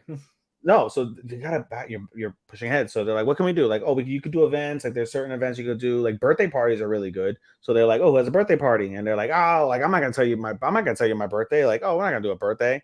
And then what's it called? Oh, I forgot it's fucking football today. Completely forgot about football. Anyway, and was like, oh well, whose birthday is it? And Ranko raises her hand, like, hey, I'm turning 36 in 2 days. They're like, oh, awesome. But as Nagomi's trying to basically plan the party, she asks for help from the rest of the maids, and the maids are like, fuck her. Like, who gives a fuck about her? Like she's old. You met she is like, oh well, I'm the star attraction. I get tips from the masters. Yep. So it's just like, so no. And then Tensho all of a sudden is like, yeah, your idea is stupid, Nagami. Fuck you. Yeah, and see, I told her off for you. Please love me. Yeah, and Nagami is like fucking upset as hell, and so her and Ranko are like, nope, we're good. So they basically they head off and they try to figure out what's next. And then so one thing she remembers, she's like, oh, you can ask a rival thing for help or a partner. Well, a partnership. A partner. Yeah, a partner. I'm sorry. You're right. Sorry, a partner maid cafe. Like, oh, you can ask a partner maid cafe for help. And so they do. They go to the sheep. The funny sheep or some shit, like whatever the fuck. And woolly. The woolly sheep, which is cute. I love the sheep. The sheep is the MVP. Yeah. But they end up meeting a maid there. Come to find out, it's that maid's birthday party. Yeah. You know? And so they're like, afterwards they berate fucking Ranko because she's 36 and blah blah. First it's like, yeah, we'll do this for you, but do you mind helping us out real quick? Sure, no problem. And they're in the like, what was this half-ass invitation, and they tell about Ranko's age being 36. Yep. And they're like, "Who's going to care about an old maid? Like, she's not fit to be a maid and all this." Yep. The customers are talking shit. The fucking workers are talking shit. And Yeah. Nagomi's pissed off and stands up for her. And they're like, all right, fuck you. Fuck this. We're out. So they go out. And Nagomi ends up like kind of not breaking down, but like having like a moment with Ranko where like she's just like, I dreamed to be a maid. This is nothing like this. And everyone's mean and hurtful. And you're so nice. And we got a flashback to Ranko's time back when she was around Nagomi's age. And they're like, listen, like when the wars are heating up, you're going to have to fight. And she basically, is the same like Nagomi, where Nagomi doesn't want to fight. She just wants to be a maid. And Ranko became just emotionless. Yeah, basically. And she's like, excuse me a second. She trips Nagomi thinking like, she's gonna like force her to fight. No, she saves her from getting hit with a metal pipe because these fucking sheep girls from the shop are like, oh yeah, you think you just say fuck you after we ridiculed you? Right. And so freaking no, they try to beat them up. Ranko kicks the shit out of all of them, picks up a gun, is gonna shoot one of them before the head maid basically held Nagomi at gunpoint and was like, "Oh, you really want to do that? You really want to take the shot?" And she's like, no. And on the other side, we find out that they were pretending to be mean because they wanted to make a surprise party, a surprise birthday party. Like they spent all the money on the cake. And they're like, "What the fuck?" Well, before that though, they were like, "Oh, well, hopefully they'll be here soon." Yeah. And then we get back to the other ones. They're all tied up. They're tied up in the chair. We forgot. One person was a witness to the the panda. Panda was a witness to the assaults, and so he sees them being led away by the sheep girls, and the panda's like, okay, so who is under there? I really want to know who's under there. It's got it's gonna be somebody like super important from like the group from the we probably won't find out. We probably won't find out till the end. Probably it's gonna be a major thing where like, oh, who are you? And he pops his head, and it's gonna be somebody from like that we've seen earlier in the season, or like somebody for like, hey, I'm like the top representative from Creatureland Group, or someone that Ranko knows. Yeah, probably. I could see that too. Yeah. But yeah, what's going on? Basically, you see a bunch of red liquid pouring out. Yep. She fucking Nagomi thinks it's blood. Yep. They're freaking out. They fell down from the chair, but no, it's tomato juice. Yep. But they can't get up. The fucking sheep. This fucking sheep is like standing. I felt bad for the sheep, but I love the sheep. Bah! Yeah, it's just like they threw it down there to drown. Poor sheep. And then basically they're trying. She's like apologizing to Ranko, like, "I'm sorry, like I just want to give you a nice birthday party." And meanwhile, while this is happening, also freaking the girls at this stage at Donta Coton are fucking mad. They're like, "How the fuck can you be late to your own birthday party?" But like, where the fuck are these girls? Wait, we pretended to be nice. We got her a cake with the money, with what little money we had. Yeah, but then then Panda shows up. They're like, "Have you seen the girls?" And gives them a flyer of the birthday party. What's going on the other side? Yep. And like, I see.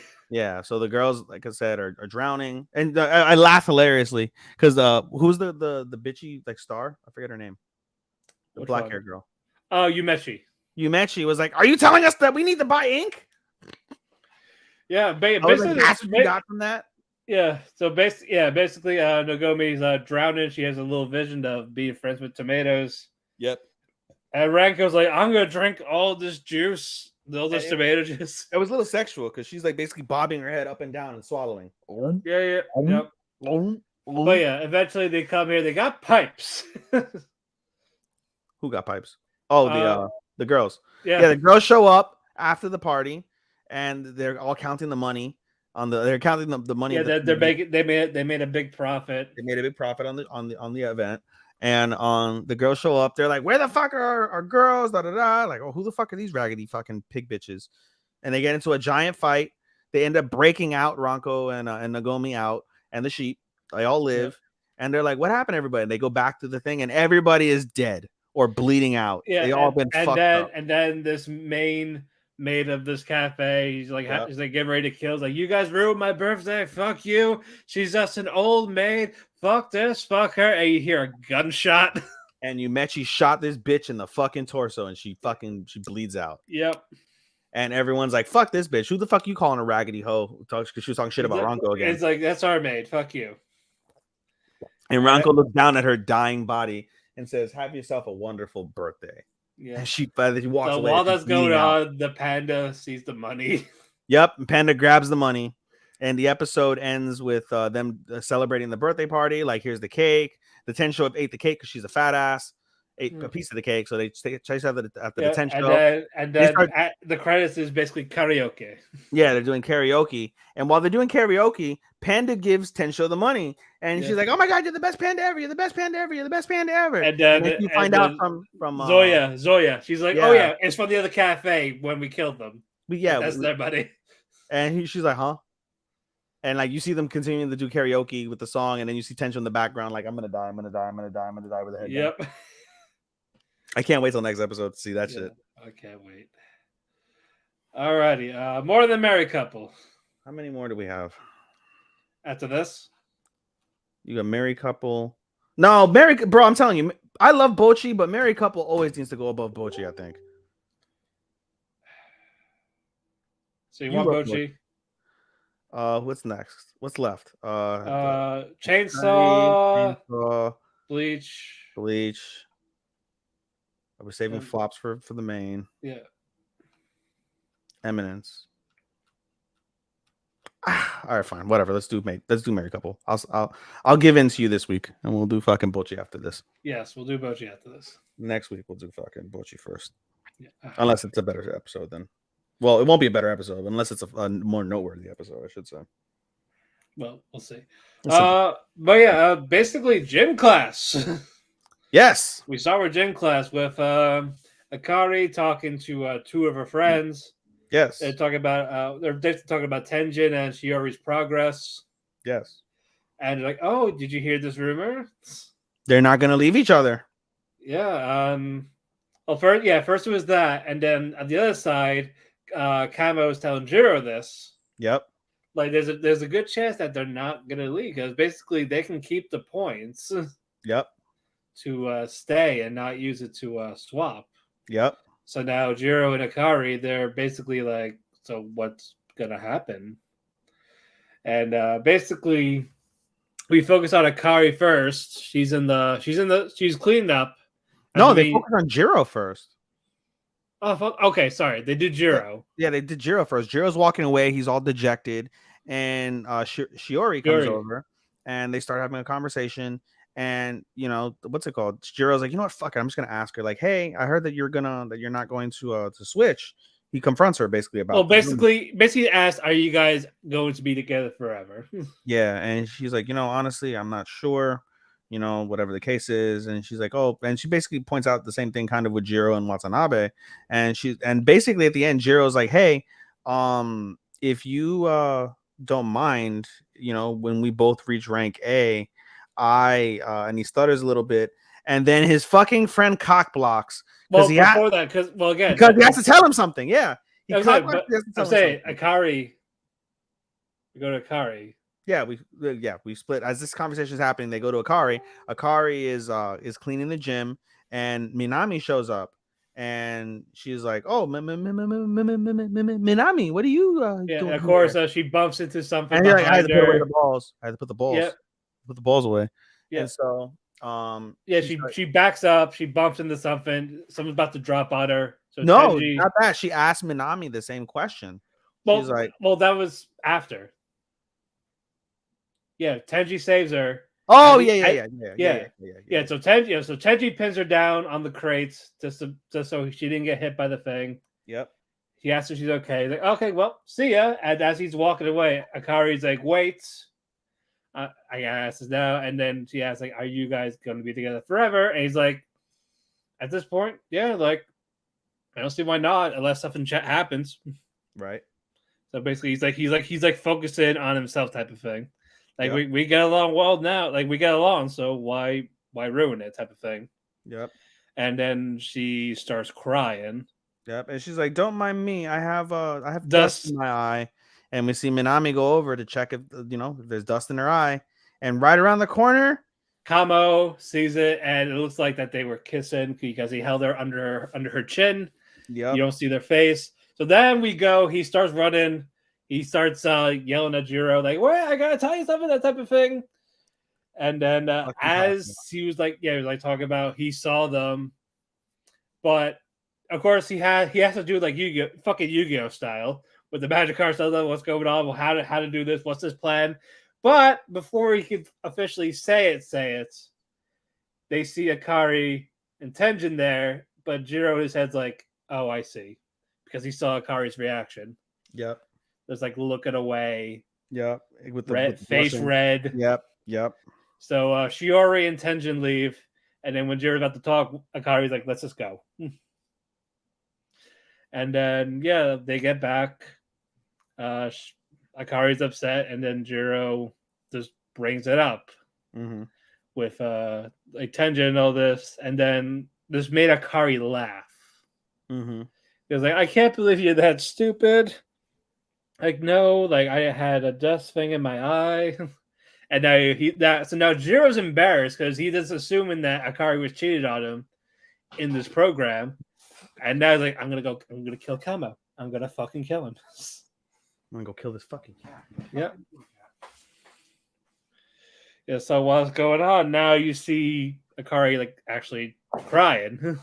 Yep. Because she's reminiscing basically what Tenjin said to her. Yep. And she's like telling Jiro, like, don't look at me type of thing. Yep. And Jiro says, I'm not looking at you. And he holds her. Yep. And she starts crying in his arms. Yep. And it got to the point where eventually she cried it out. Yep. She's doing okay. Yep. Now she's in her skimpy outfits, eating a white ice cream, because Of course. Yeah, it has a long popsicle, is white creamy filling dripping from the mouth. Ooh. Yeah, and then basically, like, they're still want to be this married couple. It's like, oh, you're pathetic. Stop it. You're also talking about a first kiss. Yep. And fucking Akari tells you, like, yeah, you were my first kiss. Which is hilarious because she's like, oh, like, I'm not a virgin, Virgin Kun. And then fucking, you were my first kiss. Well, kind of funny that he took it away like nothing, too. It's just like, yeah. Well, that was kind of how like Goku was. Like he fucked Chi-Chi but never kissed her. Did he fuck her? Goku and Chi-Chi?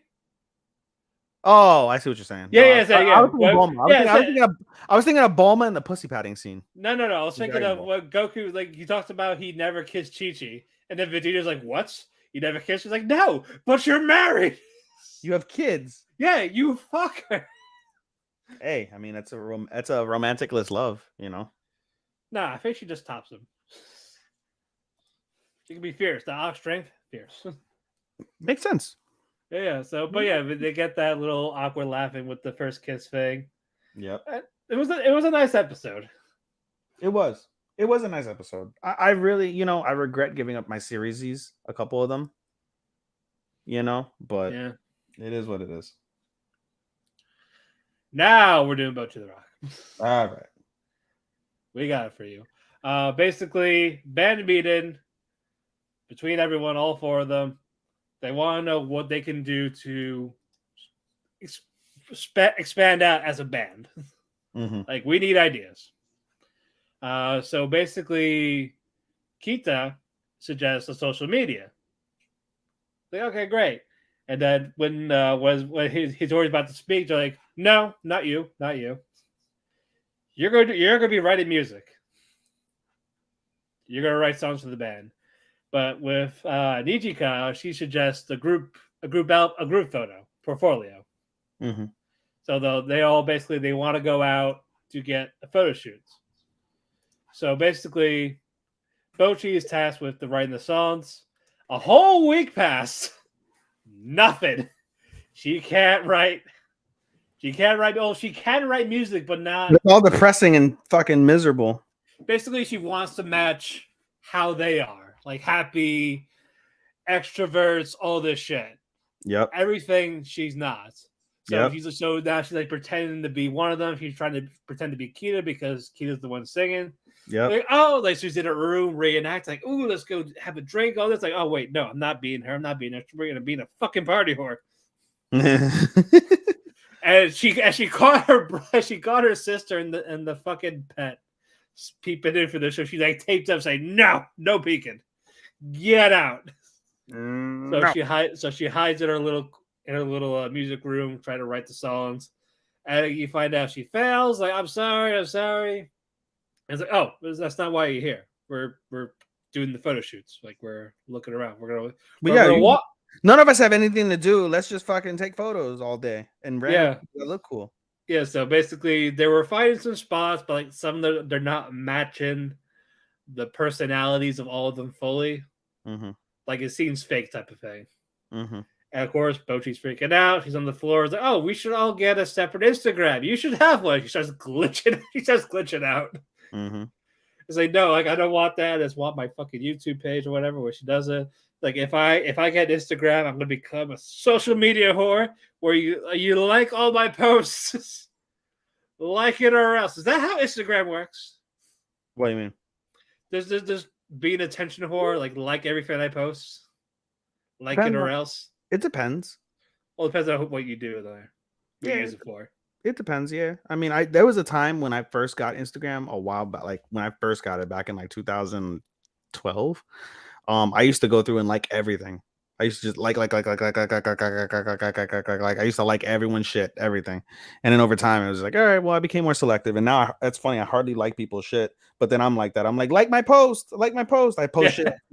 I post shit at specific times with hashtags and shit, trying to get the maximized like amount of likes that I can get on my posts and shit. But right. You know. Eventually they find the right photo where like they're all like themselves. Bocchi looks lifeless. Yep. In this thing. Yep. And the second part of this is basically Bocchi is told to meet with Yamada or Rio. Yep. Basically, meet me here, meet me for life type of thing. Because Bocchi's got lyrics, and she gives it to her. She starts reading it, and she asks her, like, "Are you satisfied with this?" And she like opens up, like saying, "Not really." Like she wants to match their personalities. And Rio opened up about saying, I used to be in a band before this. Mm-hmm. Like we were all ourselves, like we just didn't care. But my bandmates, they wanted to be more quote unquote corporate type of thing. Yep. And then we lost all of our they lost their passion, like they lost what they were. So it got to the point where she didn't want to do it anymore, and she didn't want to be in a band anymore after this. But she befriended Nijika. Yep. And it made her want to do it one more time. So she's basically saying, no matter what you write, it's even if it's from you. Like, you know what? She'll still sing how you write the songs. It doesn't matter. Yeah. Even if it's just something depressing, there's someone out there that's going to listen, and not just majority. Mm-hmm, mm-hmm. Like you are reaching out to someone. Yep. Like someone will relate to it. Yep. So yeah, the next day, Bocchi brings all those lyrics in, and turns out they like it. Yeah, they're like, it's really, really dark, but with like, as long as it's sung right, we're gonna inspire a group of people, and so that'll be our audience. The depressed people like Bocchi. Yep, and I thought that was good. Yeah, so basically it's let's get to work and roll credits. Yep. Good stuff. Very good stuff. Again, Bocchi's another sleeper. People sleep. Yeah. No, I'm glad. I like the whole inspiration for the Asian Kung Fu generation thing. I didn't know that. I thought that was great. Yeah, the fact that this is based off of an actual fucking band with their actual names. Yeah. That's really fucking cool. Yeah, so I love that. Yeah. All right, moving on. Bleach. Oh man. Fuck. Basically picking up where we left off, when people are about to die in this fucking dying. They're dying brutal, amazingly brutal and awful deaths. Yeah, so basically it's time for the captains to call up an action. Yes. Fighting these Quincy's. This is happening on one side, basically. Yeah. So we see Renji, we see what are those other guys? Which one? The other captains, like the furry one. Renji and Byakuya. I don't remember all the Soy Fong. I forget the furry. I forget the Sajin. Oh, okay. Sajin. Okay. Who else? What was that main one? The black. Oh, Toshiro. Yes. Toshiro. Yeah, he makes his. Yeah, Toshiro, Soy Fong, Byakuya, and The one you mentioned. Ryuka doesn't fight yet, right? No. Ryuka. Ryuka, the girl. Which one? I forget who she is. The girl in the beginning. Sorry, Rukia. Rukia. No, Rukia hasn't fought yet. Yeah, no, we don't. We only saw her that one time. Yeah, we only saw her the one time next to Abarai. Yeah. Basically, like the Quincy's are fighting the Soul Captains on the one side. Queen. Yeah, on the other side, Ichigo is still fighting. Yep. You forgot, you neglected over the fact that in this entire battle, over 1,000 Soul Reapers died in 7 minutes. Oh yeah, like I said, we're talking about people are dying, gruesome, horrible deaths. Horrible deaths. Lieutenant Kira has no fucking. He's dead. Yeah. All these fucking high seats dead. Yeah. All these low seats dead. Yeah. Even these captains are struggling. The captains are struggling. Yes. Meanwhile, on the other side, like we said, Ichigo is thoroughly handling this fucking lieutenant. What's his name? Do you know? We said it. Mentioned it last week. We said it. It starts with a Q. Fuck. Quiggle. Quiggle. Quiggle? Quiggle. Yeah, he's fighting Quiggle. Not Don Quixote? No. Quiggle Opie. Quiggle. Okay. So anyway, yeah, so he's fighting Quiggle. He's handling pretty smoothly, and Quiggle's losing his shit. He's like, why the fuck is this not? Can I suck your Bankai out? Like, this is madness, blah, blah, blah, blah. And so basically they're going back and forth. And Urahara gets a call from Soul Society, letting him like, put Ichigo on the phone. They're like, well, he can't. Also before that though, yeah, the captains. Which one was the one that lost the Bankai first? What was his name again? First one was Byakuya. Byakuya, yeah, he gets his big Bankai out. He's about to fight him. Kageroshi. And they just take it. They thought it's just basically you can't use it anymore. But no, they find out they steal it. They steal your Bankai. And he's telling them, like, don't use. He's trying to tell the other Soulcats, don't use your Bankai. Yeah, basically, it's not only do they steal the Bankai, they basically make the fucking the what's it called? The Zanpakuto is just a sword. Yeah, it's just a basically katana. That's all it is. They're useless. They're useless. There's no soul to it. Yeah, and so we see basically they want Kiseki to tell Ichigo, like, let him know what's going on. Yeah, and they're like, oh, well, we already know he can't steal his Bankai. What? Yeah, they're like, how? Why? What? What? So they're like, well, he's kind of busy right now, whatever. And they keep talking back and forth. But this gives Urahara enough chance to shoot the fucking guy Quiggle with a laser beam in the heart, and he's quote unquote dead. Yeah, and then basically keep that in mind, quote unquote.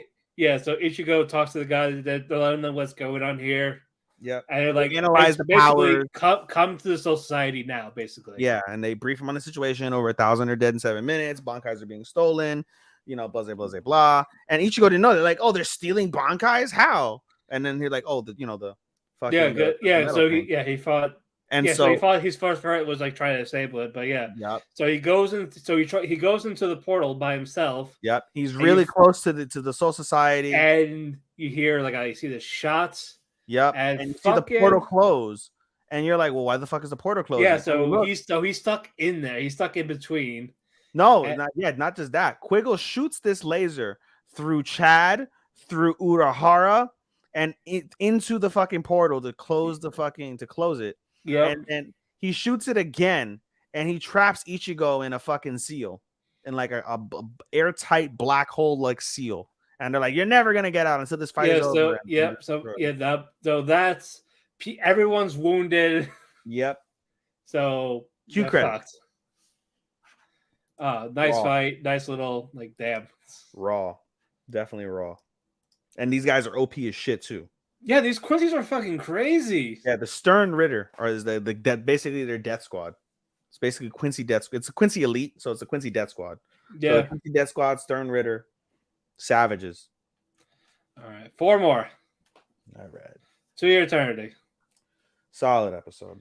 I understand the little complaints, but at the same time, it's like nothing happened, so it's like may as well. I don't disagree. As more of they're showing the generations of what's going on, like what happened. I don't like that. They went through 600 fucking years in essence. Well, again, in a span of 6 minutes. I get it, but I disagree. I think that's bad. Yeah. I But think that anyway, we're gonna ahead of ourselves. yes. So basically, Tonari sees Yeah, because you ruined the fact that she was fucking Tonari last week. I'll let it go. You fucking piece of shit. Let it go. It's your favorite show, and I was offended. I let it go. Get over it. Back. I'm not gonna spoil. I'm not gonna talk about what happens next. Okay, so Okay. all right. So basically, Tonari sees Sasame, and now Tonari basically wants to cut the knocker off her. Mm-hmm. So as she goes, this knocker acts on its own, Yes. and stabs, like pierces through Tonari's body, like her arm, type of thing. Yep. And so basically, she's able to cut it, but she can't cut all of it. It takes and it makes Hisame escape, like with the knocker. Yep. Dragging the body. Yep. Now because of this, Tonari's like poisoned / infected. Yep. She's gonna die. Yeah, she's going to die. Fushi and everyone else wakes up. Yeah. They're explaining what happened, but again, Fushi still doesn't know that it's her. And he never gets to know. Yep. And so like Tonari talks about Fushi's like life, like yeah, like basically, why did you hide? Yeah. And he's like going through all these bodies. First, the nomad he first was. Yep. And then March. Yep. And then fucking Panora. Talking about like how they all died from Hayase. Yep. And then they showed Rin. Yep. So they showed Sakiji. Yeah, Sakiji. They showed Sakiji. He showed Gugu. Yep. And then Tonari's comrades, Uroi. Yeah. Like he's like go for all this, and he says he can't turn to Tonari. And the other guy. They're like, oh, they're still alive. That's amazing. I'm so happy. He's like, I hope I get to meet him, type of thing. So basically, little does he know they're in front of him. So basically, yeah, and Tonari like basically just be me one more time as I die. Basically, that's all she wants. Yep. And then the next morning she passes. Yeah. The guy gives Fushi.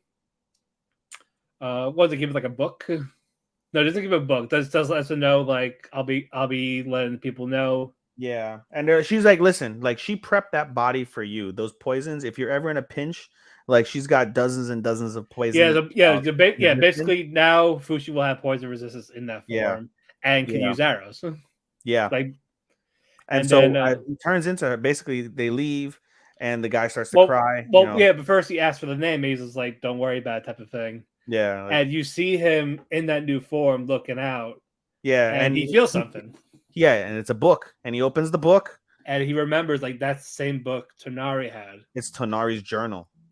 Yeah, everything she had from those 40 years, she still kept it. She still kept the journal, and she wrote it. And freaking, and basically realizes, wow, that was Tonari. And he's like, and now you understood. And basically, Tonari's last thing was basically saying that Fushi needs friends to understand him. Yep. And so that was raw, and he starts to cry. That sucked. I was like, damn, that really fucking hurts. And so he, now Hisame finally returns. Yeah. No. Yeah. And then asks what happened. Yeah. That says she's dead, type of thing. Yeah. And he's like trying to plead with Hisame, like, please get rid of that thing. Yep. And she's like, no, like, it's gonna. And you find out, they keep the knocker in them, but it kills them. They don't last long in life. So they last long enough to have a kid, and that's one thing that she broaches with I was gonna say Bocchi. Wow, with Fushi, is that she's like, my mother said like everything would be all right if you have a kid, and he's like, well, how do you have a kid? And she's like, you have to sleep with one another. I was like, I sleep with women all the time. They don't have my children. Yeah, but he doesn't know about sex. Like Shadow's like, hey, your reproductive organs work. He's like, what's that supposed to mean? He's like, never mind. And he's like, will you leave me alone? Basically.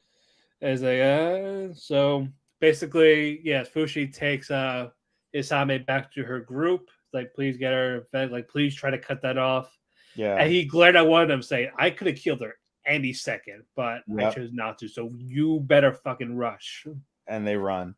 Yeah. And so we see basically Fushi live his life. We find out 6 months after Tonari dies, her hawk dies, and he can turn into the hawk now.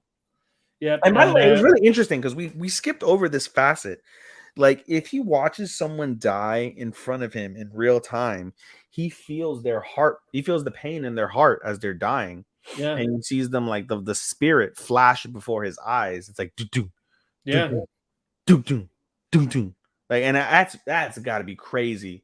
Like, you're looking at one like somebody you care about deeply, and you feel their pain, and you see them like you feel their essence. And again, departing. it's a lot of people. Rin, Boozman, Gugu, March, and fuck Piorin.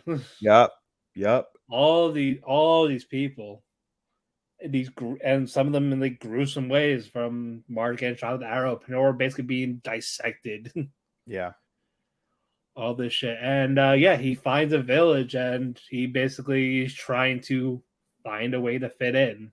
Yep, and he realizes like, hey, the knockers come attack me every 6 to 10 days, and he's like, so basically, he's like, day 1, I can stay in the village, no problem. Day 2, it starts to get dicey. And he's like, by day 3, basically fight him outside so no one gets hurt. Basically, yeah, that's what it is. And now we flash forward another person from another female. Omi was the next one, I think. I don't care. I really don't care. It was Umi. It was Ushio, and you see times where Fushi gets fat. Yeah, that was like, I was like, what the fuck? He got fat and he got skinny again. I was like, okay. Again, he could turn whatever, so it doesn't matter. Yeah, basically. It's all girls, but this last one is Kahaku, and it's a male. To end it, he's the 6th, the 6th reincarnate. Yep. Of Hayase. And you see Fushi basically throughout this entire time, he reads books and he's trying to learn magic. He's trying to learn. He wants to learn how to make water. He wants to learn these certain like different things that he could make. You know what I thought about when he said, "Are you reading how to learn magic?" Well, he didn't know. He just thought. Yeah, it's like, I thought to myself, I was like, please don't make this about magic. Like, it has. I don't think he knew. I think that's why until he got corrected. Like I'm literally thinking he's gonna be like, fucking hocus pocus, and then fucking water comes out of his fingertips. Like that. Yeah, no. Please don't do that. Please don't fucking do that. Well, yeah, he can make stuff. He can make food. He can make weapons. So. Yeah, anything he touches, he remembers. Yeah. And that's how he survives. That's how he's like, oh, I go to these new towns. I learn how to make new foods by touching it and eating it and remembering it. So isn't that crazy? Like, imagine like I want a Wendy's McDouble. Wendy's you can save so much money. Yeah, seriously. He doesn't spend anything again. And again, he can eat as much as he wants. Just change his body. He's back to being skinny. Bullshit. So crazy. All right. Moving on. Yeah. Chainsaw. Raw. Good. Stinky pussy. We'll get to that later. I know. I was like, dude. That's Marte's waifu, by the way. But yeah, basically the bad demon is basically dead. Yes. It's cut. You see Power is alive. And so is the cat. So is the cat. Meowie's alive. Meowie's alive, just like you said. And so she's like, you know what? She's like, you saved me, and Meowie, come fondle my chest. We made a deal. And as he's about to, his hand gets cut. His whole fucking arm gets. This other demon. The bat demon's girlfriend.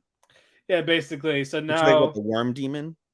Some type of worm demon. So now Denji's fighting this with one arm, half-assed. Like he's already tired. He's already got his ass kicked. So he tries to pull his chainsaws out, and he barely gets the tip of the chainsaw out of his head. Yeah. So basically, so he's fighting with half a chainsaw and one fist. Yeah. So he's fighting. He's trying so hard. He's failing. Yeah. And then he gets eaten by. So you fake, but Hayakawa, he's right there. Before that, though, he's like, oh, like they talk about dreams, and like everybody judges my dreams. Everybody judges because I want tits. The devil started laughing at his dreams. He's like, I just want to I want to cop some tits. That's all I want to do. I want to feel some tits. And he's like, what a stupid dream. He's like, dreams. Everybody makes fun of my dreams. So what? It's my dreams. And he starts kicking the demon's ass until the demon eats him. Yeah. But right before he gets eaten, Hayakawa sees it. He makes like a little camera view. He says, Ko, and the fox devil Yep, eats this fucking worm. that was a cool shot. But It was. It's just like you see, like, go. Like, it's like, yeah, bro, no, it looked like, not even the whole thing. That's like, bro, you know what it head looked like? none. You know, I was like, oh shit, Godzilla. That was the first thing I said out loud. I was like, Godzilla. It looked like Godzilla eating a creature of some kind, bro. It was wild. Just Yeah, pretty much like. and then the fucking fox is like, can I swallow it? It's the worm demon or worm devil. Sure. And then a giant poof, and the ko is gone. The fox is gone along with the fucking demon's head.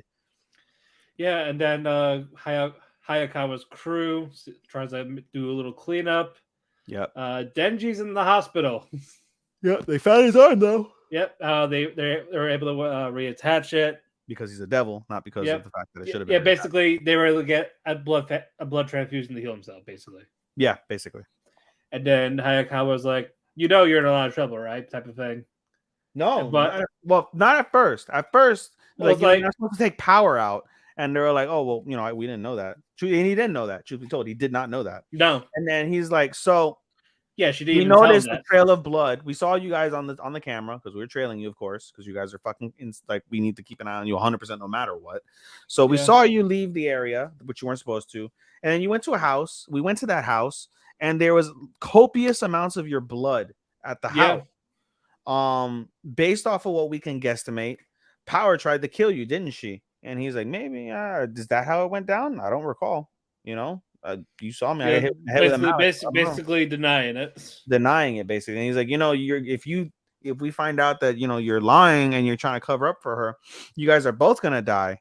And he's like, well, fuck it, whatever. He just wants to eat apple slices. He doesn't give a shit. Yep. So basically, if you want to live, basically do what I say from now on in this stuff. Do what I say and you'll be fine. And he's like, all right, can't promise anything, but I'll do my best. Yep. So basically, he's fine. He's out of the hospital. He's at the house. Yep. And we hear a knock. And it's Power. No, you're forgetting the report.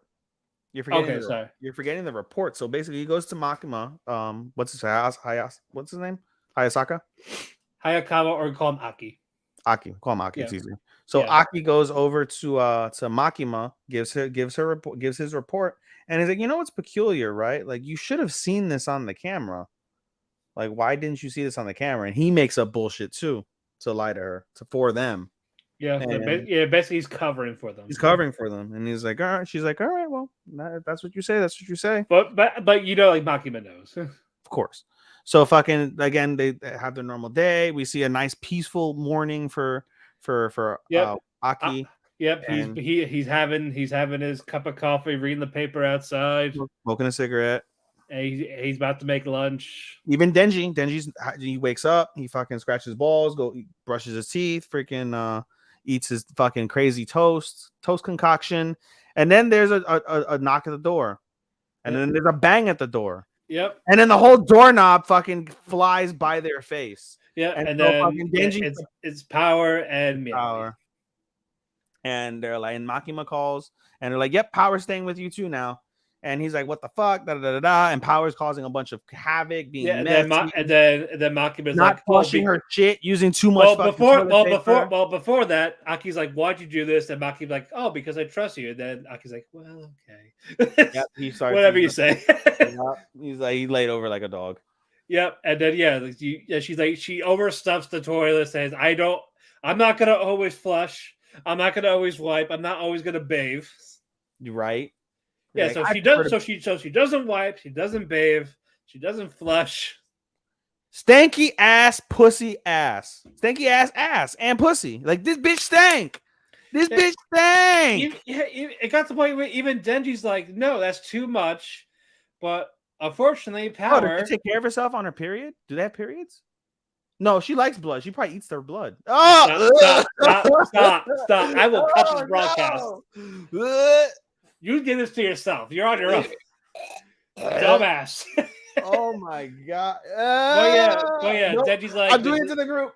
Nope, I'm doing it to the group. I'm chatting in the I'm in a chat. But yeah, Denji's like, okay, this is bullshit. This is not worth it. Power kicks down the bathroom door. sits on the fucking toilet Genji's seat. cleaning her shit from the toilet bowl. Yeah, it's like you're still, and then Power's like, oh yeah, by the way, I owe you 3 titty squeezes. One for saving Meowie, Yep. one for me, and one for covering for me. Yep. So yeah, you get 3 gentle squeezes. Make it count. It's like posed over, and then she's like, she's a goddess. Meanwhile, the stank is coming from her fucking legs that she's got closed. Thank God. Yeah, and then we get our 4th ending. You said you didn't like it much. It was okay. I can see the appeal, but it was not for me. It was not for me. No, the previous episode was my favorite one. Which one? The previous one. Oh yeah, from Maximum Hormone. Yes. Yeah, like the previous one, then the first one, then the second one. That's my order. Yeah. 3, 2, 1, 4. That's for me. I said he said the same shit. Drinks it. Hey, what? Stop it.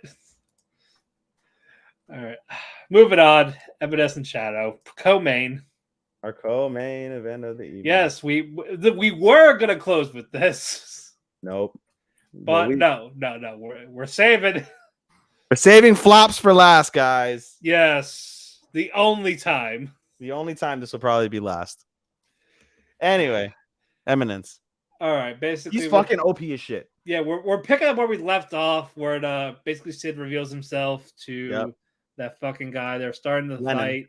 Lennon, sorry. Zenon, not Lennon. Not John Lennon. Not John Lennon. I was just supposed to say John Lennon too. Yeah. So that's going on inside the building. Outside, we're seeing Alpha and all this. Who did she fight? Who was the girl's name? The princess? Did she? Not the sister. Who was Alpha fighting? The demon that she killed. The demon. Oh, it was the demon. Okay, the demon that was cool with Alexia. Okay, Alexia. That's what I thought it was. Okay, yeah. Because that basically, while Sid fights Zenon, the prince basically the harem is outside. Yeah, so basically the army tries to fight the demon. They're unsuccessful. They're dying, and so the princess comes in. What's her name? Iris. Princess Iris comes in, does crazy shit tons of damage. Like, she's definitely powerful in her own way for sure. And basically, this demon is able to regen itself. It's able to heal itself, and so they can't do shit. And so they still can't. And as basically, Iris is like just fucking cutting this fucking demon to shreds, and it's healing itself. Yeah. You hear Alpha come in. Alpha's like, "Don't you see you're hurting the poor thing?" And they're like, "Who are you?" They're like, "My name's Alpha." And so then you see basically the demon attack Alpha. We think it squished Alpha with its palm, but nope. Alpha jumped 500 feet in the air, comes down with a light sword, a sword of light, slashes the demon straight in the head, and the demon reveals itself to be a girl. The girl drops a locket. Yeah, her and her dad. The same dad that was killed in the previous episode by Sid, who had the locket of her daughter that was cursed. That was a great connection. I was like, wow. It got to the point where Iris was like upset and yelled at her. Like, who are you? And they're like, we are Shadow Garden. Don't get in our way. And then Alpha disappears. Meanwhile, that we go back to basically Sid and Zenon. They're fighting back. Zenon is OP. Zenon is strong.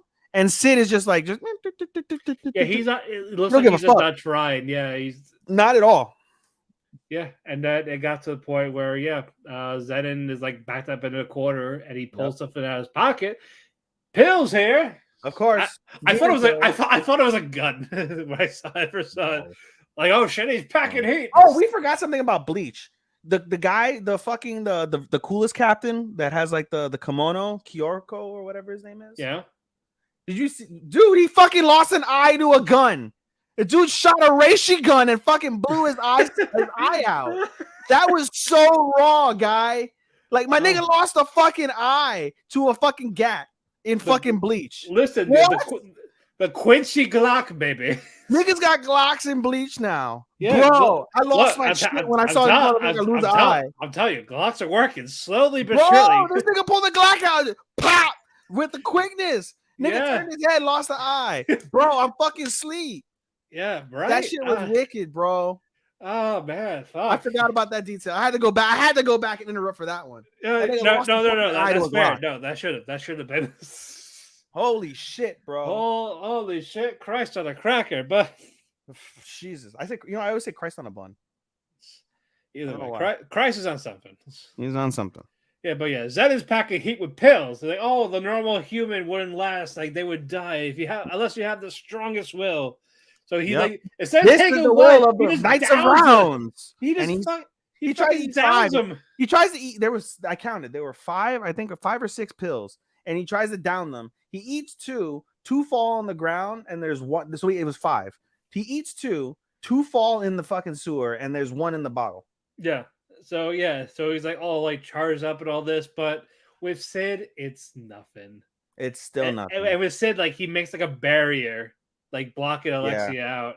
And meanwhile, Alexia's analyzing this fight barely, but he's like, oh, this guy is fucking he's basically calling him like a god. He's like, this is like this is the Fenton style I want type of thing. Yeah, he's like this fencing style is like it's incredible, it's otherworldly, but if you look at the essence of this style, it's simple. the basics. This is the style that I wanted. Yeah, and he gets a little thing when his sister says your style is good because that's the same thing Sid told her. She finally appreciates her style, and then at this time, Sid basically takes the fucking guy, and he's like, "Oh!" The guy basically swings a sword at Sid, hits Sid in the arm, and the sword shatters. Yeah, and then Sid tells the story from episode 1. He's like, there was a time in my life where I wanted to withstand a nuclear bomb, and I hardened my body. I took all the precautions that I could think of necessary, and I couldn't do it. And so as I was training, I trained. I realized it's not that I need to withstand the nuclear bomb. I need to become the nuclear bomb. And he fucking does a fucking move. He basically creates a barrier, keeps Alexia out, and in this barrier, nukes Zenon, nukes him while saying I am Adam. I am. Yeah. No, he said that was cool. Did he say? I don't know if he said Adam. He said Adam. I think he said no. I am. Oh yeah, he said. No, I'm thinking Adam like Adam and Eve, not Adam as no. He said, he said I'm atomic. I'm atomic. That's what he said. Okay. I'm atomic. I am atomic. Yeah. Yeah. And he said in English too. I am atomic. And then a giant fucking explosion. It creates a crater of death. And all the girls are like, ooh. Yeah, and all of the girls from Shadow Garden are all wet. They're all wet. Yeah, they're talking about how magical it was. That holy light. Yeah, they would have fucking ate all his chimpo. Oh yeah, but yeah, we go to the next day. Sid's talking to Alexia. Yep. What did she ask him? Sid, Alexia. Oh, basically they were saying like, oh, like, like I'm free to go. Like there was inquiry, but everything was largely covered up, so nothing ever happened of it.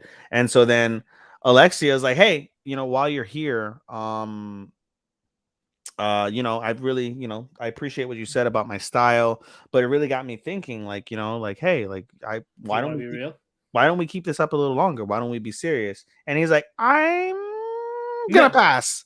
And so Alexia's like, okay, slashes his fucking head, and it's like a pause, and it's like a few minutes later, students came over, and there was a giant pool of blood everywhere. Yeah, basically, there was a murder.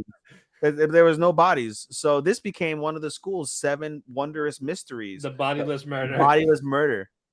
And so then, at the end of the episode, we see a new girl. Yeah, new girl. What's her name? Well, they haven't announced it yet, but we can tell you the name based going off of the fucking. Let me check the. Yeah, I've got the series here. Sherry. Her name's gonna be Sherry. So basically, we see this girl. She's reading, and it's interesting because basically, I missed the spot. So after everything is all said and done, Shadow Garden meets up, and they're like, "Oh, everything's all well that ends well," blah blah blah. They're like, "Oh, we have one problem though. There's a group that's using our name." And though they're covering their tracks good enough that they're not being sloppy, they're still not doing what exactly we'd want to do. So we have to stop them. Meanwhile, also Princess Leia, what's her name? Lexia? Alexia. No, the princess. I just let the page. I just let the fucking page, man. We'll call her the princess. The princess basically gets her like little like assistants as part of the army, and we're like, we need to find out where this like mysterious item is, like what this mysterious item does. And as this is happening, Iris. So she has this actual item, and it's like it looks like the shaft, not the shaft, the hilt. It looks like the hilt of a katana, but it's obviously some sort of magical like device of some kind. And so as we see this device, we see Sherry reading, and she's got like 7 books in her arm, and she's trying to read a book, and she runs into Sid, and Sid has got blood all over his head because he had his face sliced up. And so they knock over each other, and Sid is like, "Oh, are you okay?" and raises his hand or gives her helps her a book helps her a book, and then they touch hands, and flowers and daisies and loving fucking twinkle stars. I was expecting her to. I was expecting her to scream when seeing the bloody face. I thought that too, and instead, they fell in love with each other. It appears just based off of this scene. Yeah. Nice shit. Nice. Very good action too. Indeed. Main evento. The only time it would be here. Oh my god. Love flops. For Matt, this flopped heavy. So we get I still like it. That's the thing. It's still good because it's fun. It is. It's still cute. Ilya's still cute. Okay. Do they first off, do they have an uncensored version of this? No. Fuck. I know. Fuck. But yeah, we get little dream sequence at the beginning. Mini like Ilya, you must live this way. You must do it for me. That type of thing. You're no longer Irina. You are Ilya. Yeah, so all this, and then and it's a daydream because she's taking a piss. Yeah, and then he said she for a reason. I know. I was gonna wait for it. We're gonna get there. Yeah, that's why I'm doing he for now. Yep. Yeah, he's squatting down to take a piss. Asahi opens the door. Ilya's like, He's like, oh shit, occupied. My bad. Doesn't question it. Just using the bathroom. Cool. You gotta take a shit. Sure. You ain't gonna do it standing up. Yep. And then basically we go to the morning. The group, the harem, is out shopping, and they see this little lottery thing. Three of the harem. Yeah, 3 of the harem. Basically, if you do this, you win a prize.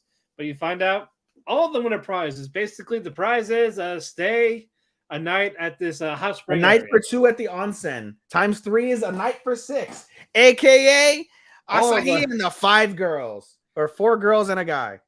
Yep, 4 girls and a guy. But yeah, they all go there. Basically, Asahi says he wants to go with Ilya because the only 2 guys. This pissed off Amelia, and Kyra's like, hey, wait, you should fuck us. We want. Yep. That's going on. So all the girls split up. Asahi's with Ilya. Asahi smacks Ilya's ass. And Asahi's like, it's good to have another man around.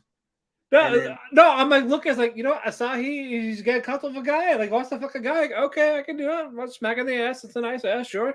I dig it. It's 2069 in Japan. It's Neo Tokyo. They said they about it. Okay. Yeah. Again, nice ass. But it's nice and petite. It's a little plump. That's good. It's funny. At first, when they're like, "I'm a guy," I'm like, "Oh, it's a twink." Yeah. I got that speechless. All right. Moving on.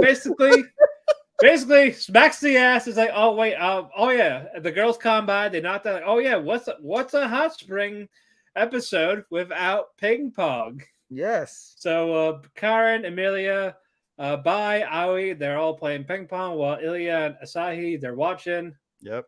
Asahi looks at Ilya, like, "Are you okay?" He's like, "Yeah, I'm fine, that type of thing." Yep. And then someone calls Bai an old woman, so she starts doing full power with the ping pong, giant swing. It's bowed to the rod. It's hitting Karen. It hit Asahi in the dick. Yep. He goes down. Karen's robe rips up. She's butt naked because harem anime, you can't have it without it. Yep, she's butt naked. Yep. Yep. You see the titties censored, Yeah, they censor the titties. They censor the front. and then Asahi's like, free balls. I got the free balls. I got 3 balls now as one pops out of his ass. Yep. And it's like, oh look, you won a prize. Yeah, so that's done with. The girls are in the hot spring on their end. Yep. Of course, Asahi smacks the ass again. Ilya's like, stop it. He's like, I'm sorry, you got a smackable ass. You have a very weirdly smackable ass. It's like, I agree. See, he's warming up to a guy. He's gonna fuck the guy in the hot tub, sure.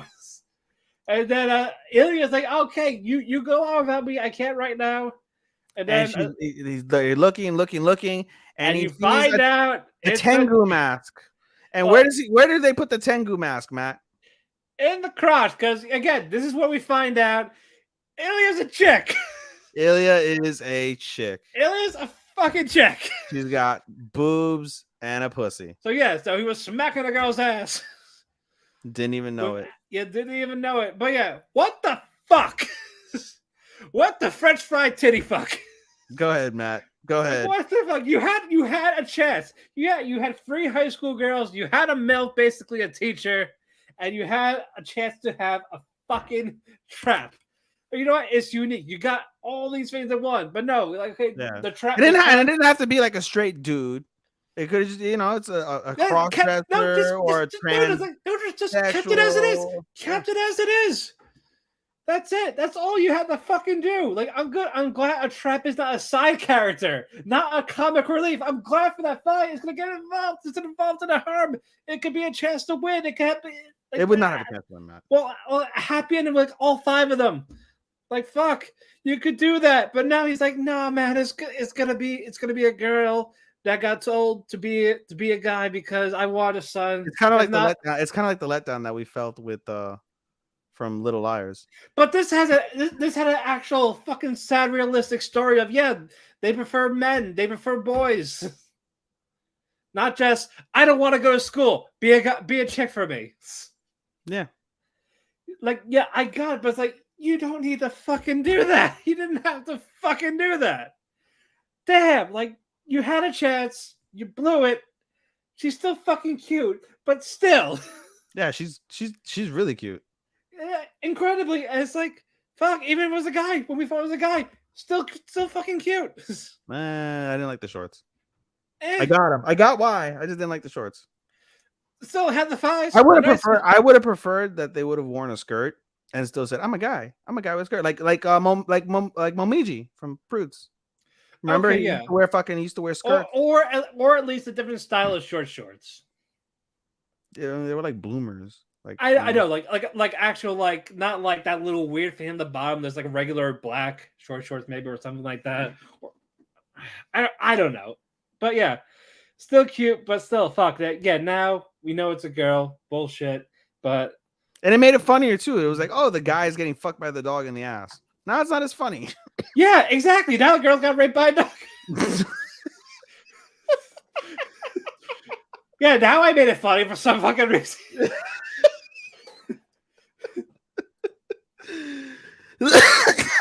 Yeah. Anyway. But, yeah. We'll get the real name later, but for now, Ilya. It's like, oh shit, what do I do? So basically, grabs the Tengu mask, puts it under the towel, making like this big erection. Yep. Well, He's got a huge fucking horse cock. Yeah, so Asahi's like, nice. Yeah, like you are a man. Like, dude, you are fucking packing. You're a hung. Like, what's the secret here? But basically, she's trying to hide it so much. Basically taking a bath, like not in the tub, like basically pouring the barrel on herself just so you can hold it in place. It got to the point where basically Asahi's scrubbing Ilya's back. And he's like, well, why aren't you like show me your fronts? He's like, oh, because I'm hairy here. So, I said it. He's like, shit, I gotta be manly. You do this for me. I fucking said so. I am a man, bro. Right. Oh, shit. Now turn around so I can scrub your back. And dude. Back, poke. Yep. And then this makes Asahi like self-conscious, like I have a good size, damn it. So all that's going on is now they're That on the other side, the girls are doing their thing. They're getting undressed. Emilia's self-conscious about her small titties. One of them pokes the titties. And she's got really sensitive titties. And she's Yep. like, oh my God. Yeah. Yeah, and now they're naked in the tub. Karen's trying to sneak a peek. Yep. So is Emilia. While by, and now he's like, dude, just stop it. Stop being perverts. Yep. There's nothing wrong with a little peek. It's like, you're girls, not boys. Stop being bitches. Stop breaking the social. I'm glad it was the girls trying to peep. What? I said, I'm glad it was the girls trying to peep. I agree. Yeah. But yeah, now Asahi and Ilya, they're in the steam room, get like they're trying to see who they're having a competition who could last long in the fucking steam room. Yeah, this is a real man's competition. And it looks like Asahi was gonna win, but Ilya went fucking Super Saiyan, glowing red. Her cock is glowing red. I think the mask was like was about to melt in there. Yeah, basically, bro. Like, yeah, and then Asahi left. Like, bro, her pussy must have been like on fire. Yes, they like melted like the thing out there, and then bro, probably musty too because of the mask not getting air. Exactly, and then Asahi was leaving, and it's just like, I can't beat you. I can't. Like, you are the man among men, and all this shit. Yep. And then, basically, it sounded like Asahi was gonna be a bottom at the end, right? Yeah, like he was accepting his fate. Yeah, and he could be like, you know what? I'm cool with it. If I'm gonna be with a guy, it's gonna be him. It's gonna be Ilya. Yep, I got a guy who's packing. Yeah, pretty much. Swing and at then me, baby, swing it. Yeah, and then Ilya was outside against the fresh air. The towel flew off. It's on the rock on the other side of the outside bath. And she is butt naked, full woman. Yep. Everywhere. Everything's out. It's like, oh shit. So basically, Asahi's about to come out. So she puts on the Tengu mask on her face. Which is gross considering. Yeah. But you think about it back. Well, I mean, you know, I can't even say that because it's like, like girls, like they do their thing and then they're like, they sniff, because they're like, oh, make sure it's like straight. At the power, nothing else is gross right now. That's true at this stage. At this stage, no. But yeah, Karen and Emilia see the Tengu, like, Tengu! And it's a woman. Yeah, Tengu's a chick. She's a pervert. And then they basically Asahi runs inside, moving Tengu. Ilya was able to grab the towel real quick. Yeah, put the erection back. Ilya, Tengu, come on. Yeah, Ilya runs back in with the erection in the pants still, in the towel still, and then slips on some soap and crashed the back of her head. Like, ouch! And she's out like a light. Yep. And so because of this, Asahi saw the goods, all of them, and the mask. And he's like, oh. And he's like, oh my God, I spent the check. Yeah. And then Ilya wakes up in the bedroom. Asahi's there by her side. And he's like, oh yeah, like, I know you're a chick. And he starts apologizing for like what he did, again, for spanking her twice. And then we get the official story that, like her father always wanted a girl, but like didn't get a girl. And then didn't want a guy, got a girl. And she wanted to honor the father's wishes even after he's dead. And her mother's like, you don't have to do that any longer. So Asahi is like, well, what do you want to do? And then she starts like crying, like, I want to be a girl, like, I want to be me. I want to live my true self, whatever. And then he's like, all right, but you're a girl. And he hugs her.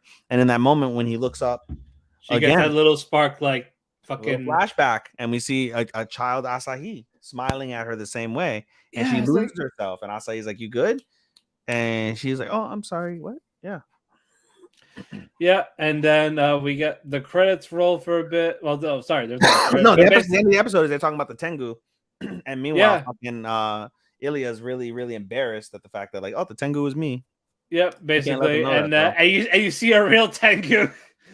No, so after the that's the credits. That's the credits. Okay, but before that though, they're about to go to school. Yeah. Ilya is in her skirt and talks about my real name's Irina. Nice to meet you guys. Yep, and wants to be friends, and they're all confused except for Asahi. Yep. And then we get the credits, and after the credits, it's like a news bulletin, news But report. that wasn't the after credit. That was the first part of the after credit. The actual part of the after that was the end. That was the end of the show. The first part of the after credit is they're all getting ready for school, and they have the news on Yeah. on the television, and basically the what's her face? Yeah, the owner Kareem. of this Kareem blew up on social media about the Tengu, seeing Yeah. the Tengu, and it blew up the thing and we find out earlier in the episode that the onsen was gonna close soon anyway. Yeah, so now they made money because of this rumor. Everyone can see the Tengu, and then when you look up above the fucking skies, there's a real Tengu on like chilling on a pole, like glaring down. Yeah, so that was cool. And then we get the final episode, the final scene where basically Ilya comes out as her true self, and she's Irina. Yep. But with still no Bulgarian accents. I mean, she's gonna be to me. She's gonna be Ilya. The response is Ilya. Irina is just meh. That's a meh name. Ilya rolls better on the tongue. Ilya does roll better on the tongue. Ilya Dragunov. So I was waiting to go Umbug Zigba before she types in. She should have said that in the fucking in the sauna. Oompa Zigba with her fucking hot red cock. Yes. Fucking pants. Instead of Tengu, it's the Za. Oompa Sinkba. Oh god. You hear fucking Walter chop. Well, Asahi was Walter. He was chopping. He's chopping ass.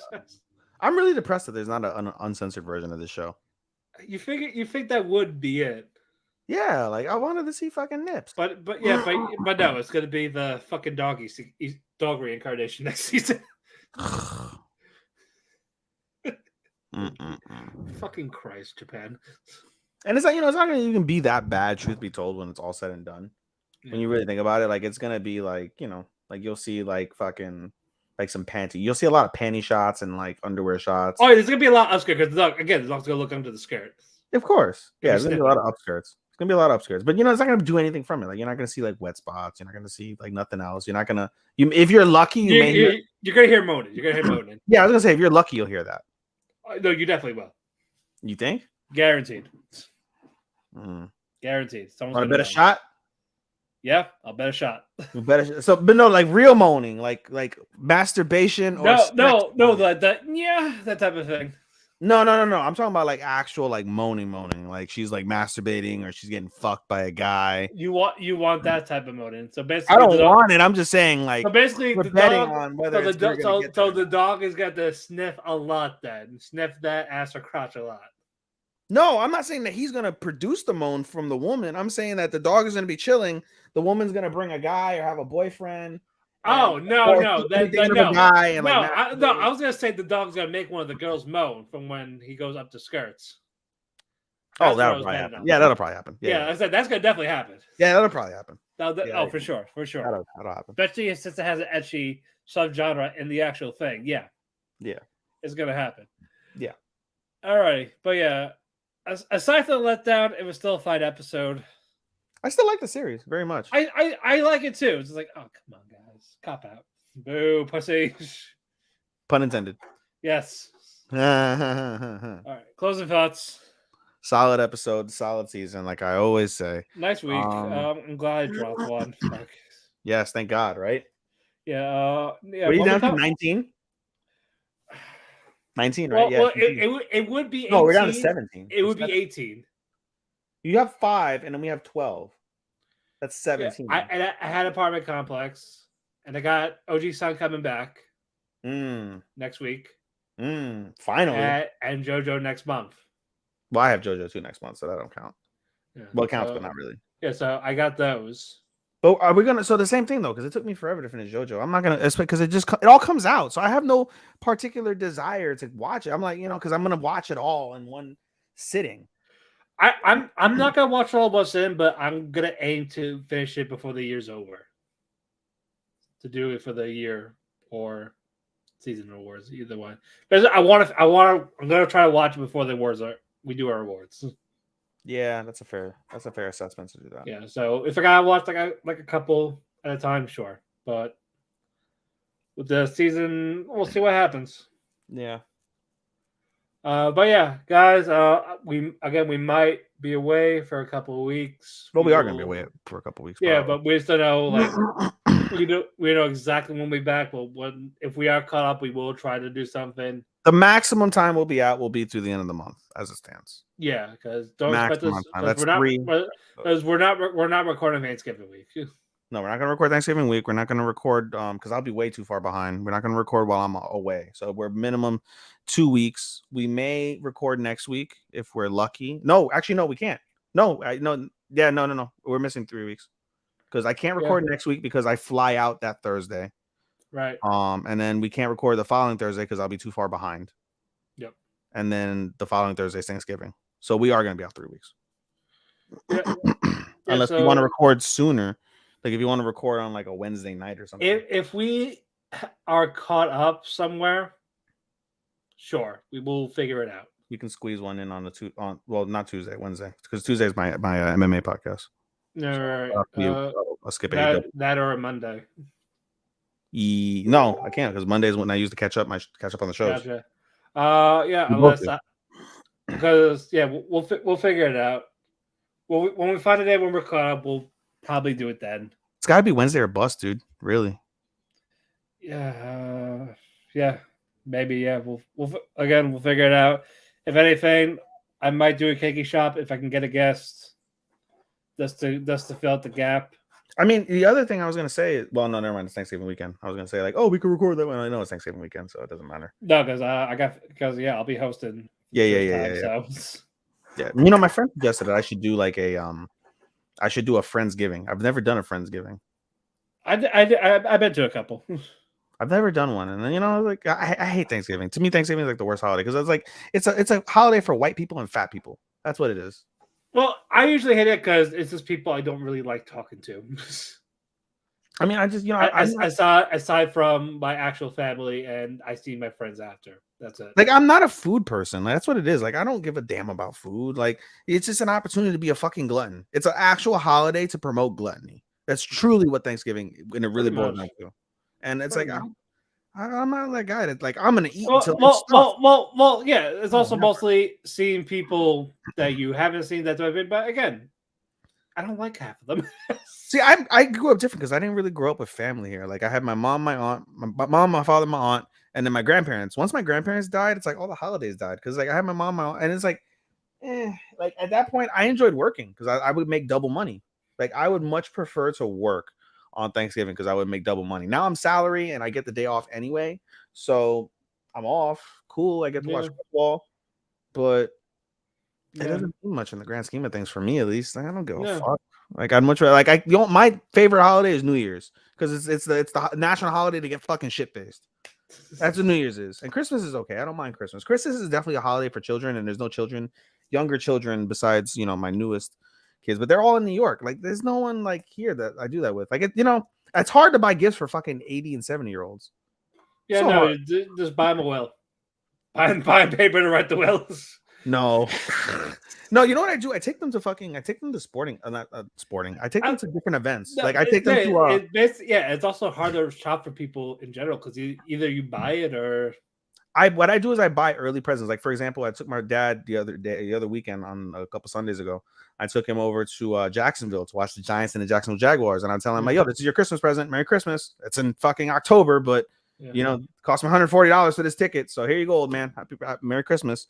And then now I'm taking my family to go see on Tuesday. This Tuesday coming up, we're gonna go. Oh shit! I just realized I can't do the podcast on Tuesday because my podcast host is gonna be pissed. Ah, fuck him.